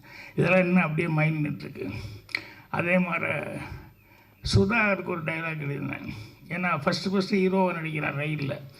ஸோ முதல்ல அவன் பேசுகிற வார்த்தை வந்து ஒரு நல்ல வார்த்தையை ஒழுகணுமே அப்படின்னு சொல்லிட்டு அந்த ரயிலில் டைலாக் எழுதும்போது அப்படியே ரொம்ப யோசிச்சு, அது வந்து பழனியில் தான் ராத்திரியில் 12:30 மணி உட்காந்துட்டு அவன் ஹேர் கட் பண்ணிகிட்டே பாட்டு கட்டுற ஆள். ஹேர் கட் பண்ணிகிட்டே வந்து அவன் பாடணும் அப்படிங்கும்போது ரொம்ப யோசித்து நல்ல வார்த்தையாக இருக்கணும்னு சொல்லிட்டு, எல்லாருக்கும் நேரம் வரும் தெரிஞ்சுக்கோ, அது நல்லவருக்கே நிலைச்சிருக்கோ புரிஞ்சுக்கோ, கல்லாருக்கும் செல்வம் வரும் தெரிஞ்சுக்கோ, அதை காப்பாற்றத்தான் புத்தி இருக்கணும் புரிஞ்சுக்கோ அப்படின்னு சொல்லி சுதா இருக்கிறதுனே அதை அப்படியே கவுண்டமணிக்கு தான் கரெக்டாக போடணும். நல்லவராகவும் இருந்திருக்காரு, வல்லவராகவும் இருந்திருக்காரு. அதே மாதிரி கிடைச்ச ஒரு சந்தர்ப்பத்தை எப்படி காப்பாற்றிக்கணும் அப்படிங்கிறதுக்கு பாருங்கள், அதில் பயங்கர கண்ணு கருத்துமாக இருப்பார். நான் இப்போ கூட சொக்கத்தங்க டைமில் கூட ஷூட்டிங்கில் பார்த்தா இந்த செந்தில் இருக்கானே, செந்தில் வந்து அவனுக்கு நம்பியாரன் கூட நடிக்க ஒரு சான்ஸ் கிடச்சோடனே டெய்லி ஒரு தடவை அழுதுருவான். ஷூட்டிங்கில் ஷாட்டுக்கு வாடான்னு சொல்லி கூப்பிட்டா உடனே அழுதுருவான். நான் நம்பியாரன் கூட எல்லாம் நடிப்பேன் அப்படின்னு சொல்லிட்டு. ஆனால் சொக்கத்தக்க ஷூட்டிங் எப்போ பார்த்தோம்னா டெய்லி ஒரு பெட்ஷீட்டு இல்லைன்னா பெரிய போர்வை, அது சீட்டு கட்டு, இது கரெக்டாக எடுத்துகிட்டு வந்துடுவான். வந்து இறங்கும்போதே ஸ்பாட்டில் அவனுக்கு ஒரு 3-4 பேர் வச்சுருப்பாங்க. எங்கே ஒரு ஓரமாக என் கண்ணில் கேட்டுனா அந்த திட்டுவேன் அப்படின்னு சொல்லிட்டு எங்கே ஒரு ஓரமாக போய் வந்துடணுமே அதில் உட்காந்துருவாங்க. நான் திட்டுவேன், என்னடா இப்படி பண்ணுறேன்னு, பழக்கமாகி போச்சுன்னு என்னென்ன பண்ணுறது அப்படிமா. ஆனால் கவுண்டமணி வந்து உட்கார்ந்ததுலேருந்து இன்றைக்கி என்ன சீனு, என்ன டைலாக்கு அப்படின்ட்டு, எப்பா அவர் எழுதுறது பழக்கம் இல்லை, இருந்தாலும் கேட்டுருங்கப்பா கொஞ்சம் முதல்ல இருந்தால் நானும் கொஞ்சம் அசை போட்டுருந்தால் கரெக்டாக இருக்குமில்ல அப்படின்னு. எனக்கு ஒரு பெரிய கெட்ட பழக்கம் என்னென்னா அந்த நேரத்தில் தான் சொல்லுவேன் ஷார்ட்டு வச்சுட்டு. இது சிவாச்சாரிட்டே நான் அனுபவப்பட்டு திட்டு வாங்கியிருக்கேன். கவுண்டமணி சொல்லி சரி விடு, அவர்கிட்ட டைலாக் வராது, அந்த நேரத்தில் சொல்லும்போது பண்ணிக்கலாம் அப்படிமா. ஸோ அந்த கிடைக்கிற நேரத்தில் கூட அந்த டைலாக் எவ்வளோ தூரம் இம்ப்ரூவைஸ் பண்ண முடியுமோ, எந்த அளவுக்கு அதை வந்து நம்மளால் அதில் ஏதாவது புதுசாக ஏதாவது செய்ய முடியுமா அப்படின்னு சொல்லிட்டு அவ்வளவு கடுமையாக வந்து உழைச்சிக்கிட்டு இருந்தார். ஸோ அதனால் இன்றைக்கி வரைக்கும் அந்த கவுண்டமணி யுகம் அப்படின்னு நான் சொல்கிறதுக்கு காரணம் என்னென்னா, அவர் வந்து எல்லாம் லைட்ஸ் இருக்கிறதுன்னு சொல்லுவாங்க இல்லையா சினிமாவில், அந்த லைப்பு அப்படிங்கிறது வந்து அவருக்கு ஆரம்பத்துலேருந்தே நாடகத்துலேருந்து சரி, அதுக்கப்புறம் நடிக்க வந்ததுலேருந்து சரி, இன்றைக்கி வரைக்கும் பார்த்தாலும் அதே ஒரு இதில் தான் இருந்துட்டு. அதே மாதிரி அந்த ஸ்பாட்டில் வர்றதுங்கிறது இருக்குமில்ல, அது மாதிரி இப்போ டைரக்டர் சொல்லிட்டு போய் உட்காந்தாரு என்னென்னா, இந்த படம் நல்லா ஓடணும் அப்படின்னு சொல்லி நீங்கள் தான் எல்லாருன்னா ஒன்றுமே வேண்டியதில்லை, எல்லாத்துக்கும் டிக்கெட் எடுத்து கொடுத்து டெய்லி பார்க்க சொன்னால் நல்லா ஓடும் அப்படின்னு சொல்லி கவுண்டமணி அதுக்கு ஒரு கமெண்ட் அடிச்சுட்ருக்காரு. ஸோ அந்தளவுக்கு அவர் கவுண்டமணி அவர்கள் நாங்கள்லாம் ஒரே ரூமில் இருந்தோம் அப்படிங்கிறது, இன்னும் சினிமாவில் இருந்துருக்கோம் அப்படிங்கிறது ரொம்ப ரொம்ப சந்தோஷமாக இருக்குது. அதனால் கண்டிப்பாக அவருடைய மரியாதைக்கு, அவருடைய சர்வீஸுக்கு அவர் மேலே இன்னும் ஜனங்கிட்ட அந்த இது இருக்குது. அதனால் அதுக்காகவே இந்த படம் சிறப்பாக ஓடும். அப்புறம் இந்த படத்தில் ரவிராஜா ப்ரொடியூசர் வர முடியாமல் போயிடுச்சு. ஆனால் இணை தயாரிப்பாளர் லட்சுமி ராஜன் வந்திருக்காரு, நல்ல சிறந்த மனிதர். அவங்க வந்து கடுமையாக ஒத்துழைப்பு கொடுத்துருக்காங்க இந்த படத்துக்கு. இது எல்லாத்தையும் தாண்டி இந்த படம் இன்னும் கதிரேசனும் ரஞ்சித் அவர்கள் இந்த மாதிரி இவங்க எல்லாமே வந்து படம் வெளியே வரணும் அப்படிங்கிறதுக்கு எல்லாருமே இது பண்ணியிருக்காங்க. இதுக்கு எல்லாமே ஒரு சின்ன ஒரு என்ன சொல்லுவாங்க, அச்சாணின்னு சொல்லுவாங்களே சின்னதாக, அது மாதிரி புவனேஷ் இவன் தான் கடைசி நேரத்தில் இந்த படம் வெளியே வர்றதுக்கு ரொம்ப கஷ்டப்பட்டு எல்லாம் பண்ணிக்கிட்டு இருந்தான். அந்த புவனேஷ் அவர்களுக்கு வாயா நீ யாருன்னே தெரியாது, எப்பா ஒரு சால்வு கொடுப்பா. யங் ஏஜ்லேயே நிறைய டிகிரி வாங்கி நிறைய படிச்சிருக்காப்புல. ஆனால் எந்த இது எடுத்துக்கிட்டாலும் அது பிரதிபலன் பார்க்காம அதில் கடுமையாக ஒழிக்கக்கூடிய ஒரு ஆள். ஸோ இந்த படத்தை இப்போ எனக்கு தெரிஞ்சு இந்த ஒரு 3-4 மாதமாக ஃபுல்லாக இதை பற்றியே கான்சன்ட்ரேஷனாக இருந்து ரொம்ப இந்த படத்தை வெளியே வர்றதில் வந்து ரொம்ப முயற்சி எடுத்துக்கிட்டாப்புல. ஸோ நான் சொன்ன மாதிரி இந்த படமே மீண்டும் ஒத்தையோட்டு முத்தையா அப்படிங்கிறது வந்து கவுண்டமணி அவர்களுடைய பிராண்டு. அதனால் மீண்டும் அடுத்தது கவுண்டமணி வச்சு மறுபடியும் படங்கள் தொடர்ந்து செய்யணும் அப்படிங்கிற அளவுக்கு எல்லாத்துக்கும் ஒரு உற்சாகத்தை கொடுக்கணும் அப்படின்னு சொல்லி அவருக்கும் இந்த படத்தினுடைய தயாரிப்பாளர்கள் மற்றும் டெக்னீஷியன்ஸ் எல்லாத்துக்குமே நிறைய ஆர்டிஸ்ட்டு ஒர்க் பண்ணியிருக்காங்க. ஒவ்வொருத்தரை பற்றி சொல்கிறதுனா ரொம்ப டைம் ஆகிட்டு இருக்கும். எல்லாத்துக்குமே என்னுடைய மனமார்ந்த வாழ்த்துக்கள் அட்வான்ஸாக வந்து தெரிவிச்சுக்கிறேன். நன்றி, வணக்கம். என்ன பேசுகிறதுன்னு தான் தெரியல, எல்லாரும் பேசிட்டாங்க, இனி நான் என்னத்தை பேசுகிறது? எல்லாம் ஒத்தோட்டு முத்தையா படத்தை பற்றி தான் பேசியிருக்காங்க. நான் அவ்வளோ நேரம் பேச வேண்டியது டைமும் ஆகிடுச்சு. ஓரளவாக நிம்மதியாக இந்த படத்தினுடைய தயாரிப்பாளர் ரவிராஜா அவர்கள் சிறந்த முறையிலே தயாரித்திருக்கிறார். ஒத்தோட்டு முத்தையா குடும்பத்தோடு பார்க்க வேண்டிய படம், பாருங்கள். அதற்கு இணை தயாரிப்பாளராக கோவை ராஜன் அவர்கள் உழைத்திருக்கிறார், அவருக்கும் ஒரு நன்றி. அடுத்தபடியாக 5 star distributor and producer Senthil அவர்களுக்கும் என்னுடைய மனமார்ந்த நன்றியை தெரிவித்துக் கொள்கிறேன். அடுத்தபடியாக டைரக்டர் பி. வாசு அவர்கள் உடைய படத்திலே சொன்னார், 24 படத்தில் நான் நடிச்சிருக்கேன்னா அத்தனை படமும் வெற்றி. அவருக்கும் என்னுடைய நன்றியை தெரிவித்துக் கொள்கிறேன். பாக்கியராஜ் அவர்கள் என்னுடைய ரூம்மெண்ட், அவரை பற்றி நான் சொல்ல வேண்டியதில்லை, மிகப்பெரிய டைரக்டர், அவருக்கும் என்னுடைய நன்றியை தெரிவித்துக் கொள்கிறேன். தயாரிப்பாளர் கே. ராஜன், அவரை பற்றி சொல்ல வேண்டியதில்லை, அவரும் என்னுடைய நண்பர் தான், அவருக்கும் என்னுடைய நன்றியை தெரிவித்துக் கொள்கிறேன். அடுத்தபடியாக மியூசிக் டைரக்டர் சித்தார்த் விபின் அவர்கள், நல்ல இசையமைப்பாளர்கள், நீங்களே சாங்கை பார்த்தீர்கள், அவருக்கும் என்னுடைய நன்றியை தெரிவித்துக் கொள்கிறேன். அடுத்தபடியாக டைரக்டர் சாய் ராஜகோபால் அவர்கள், சிறந்த காமெடி ரைட்டர், அவர் காமெடியாக இந்த படத்தை டைரக்ட் பண்ணியிருக்கிறார். ஆரம்பம் முதல் இறுதி வரை சிரித்து கொண்டே இருக்கலாம், தவறாமல் படம் பாருங்கள். பிறகு வேறு யார் இருக்காங்களா? பற்றி என்னோடு நடித்த நடிகைகள் அத்தனை பேருக்கும் என்னுடைய மனமார்ந்த நன்றியை தெரிவித்துக் கொள்கிறேன். அதோடு மட்டுமில்லாமல் இந்த விழாவிற்கு வந்திருக்கும் ப்ரெஸ் ரிப்போர்ட்டர்ஸ், ஃபோட்டோகிராஃபர்ஸ், டிவி மீடியாக்கள் அத்தனை பேருக்கும் என்னுடைய மனமார்ந்த நன்றியை தெரிவித்துக் கொள்கிறேன். இந்த விழாவுக்கு வந்திருக்கும் ரசிகர்கள், வராத ரசிகர்கள், வீட்டிலே இருக்கும் ரசிகர்கள், வெளியூரில் இருக்கும் ரசிகர்கள், வெளிநாட்டிலே இருக்கும் ரசிகர்கள், ஹாலிவுட்டிலே இருக்கும் ரசிகர்கள், அத்தனை பேருக்கும் என்னுடைய மனமார்ந்த நன்றியை நான் தெரிவித்துக் கொள்கிறேன். இந்த விழாவை சிறப்பாக நடத்தி கொடுத்த PRO நிக்கில் முருகன் அவர்களுக்கும் என்னுடைய நன்றியை தெரிவித்துக் கொள்கிறேன். இந்த ஒத்தோட்டு முத்தையா படத்தை பாருங்கள். இந்த ஒத்தோட்டு முத்தையாவை நன்றாக பாருங்கள். இந்த ஒத்தோட்டு முத்தையாவை திரும்ப பாருங்கள். நான் திரும்பவும் சொல்லுகிறேன், ஒத்த ஓட்டு முத்தையாவை பாருங்கள். திரும்ப திரும்ப சொல்லுகிறேன், ஒத்த ஓட்டு முத்தையாவை பார்க்க. திரும்பி பார்த்து விட்டும் சொல்லுகிறேன், ஒத்த ஓட்டு முத்தையாவை பாருங்கள், மறந்து விடாதீர்கள். உங்கள் இந்த ஒத்த ஓட்டு முத்தையாவை வெற்றி ஓட்டு முத்தையாவை மாற்ற வேண்டியது உங்களுடைய கடமை, உங்களுடைய பொறுப்பும். இத்துடன் என்னுடைய பேச்சை முடித்துக் கொள்கிறேன். நன்றி, வணக்கம், வெல்கம், தேங்க்யூ.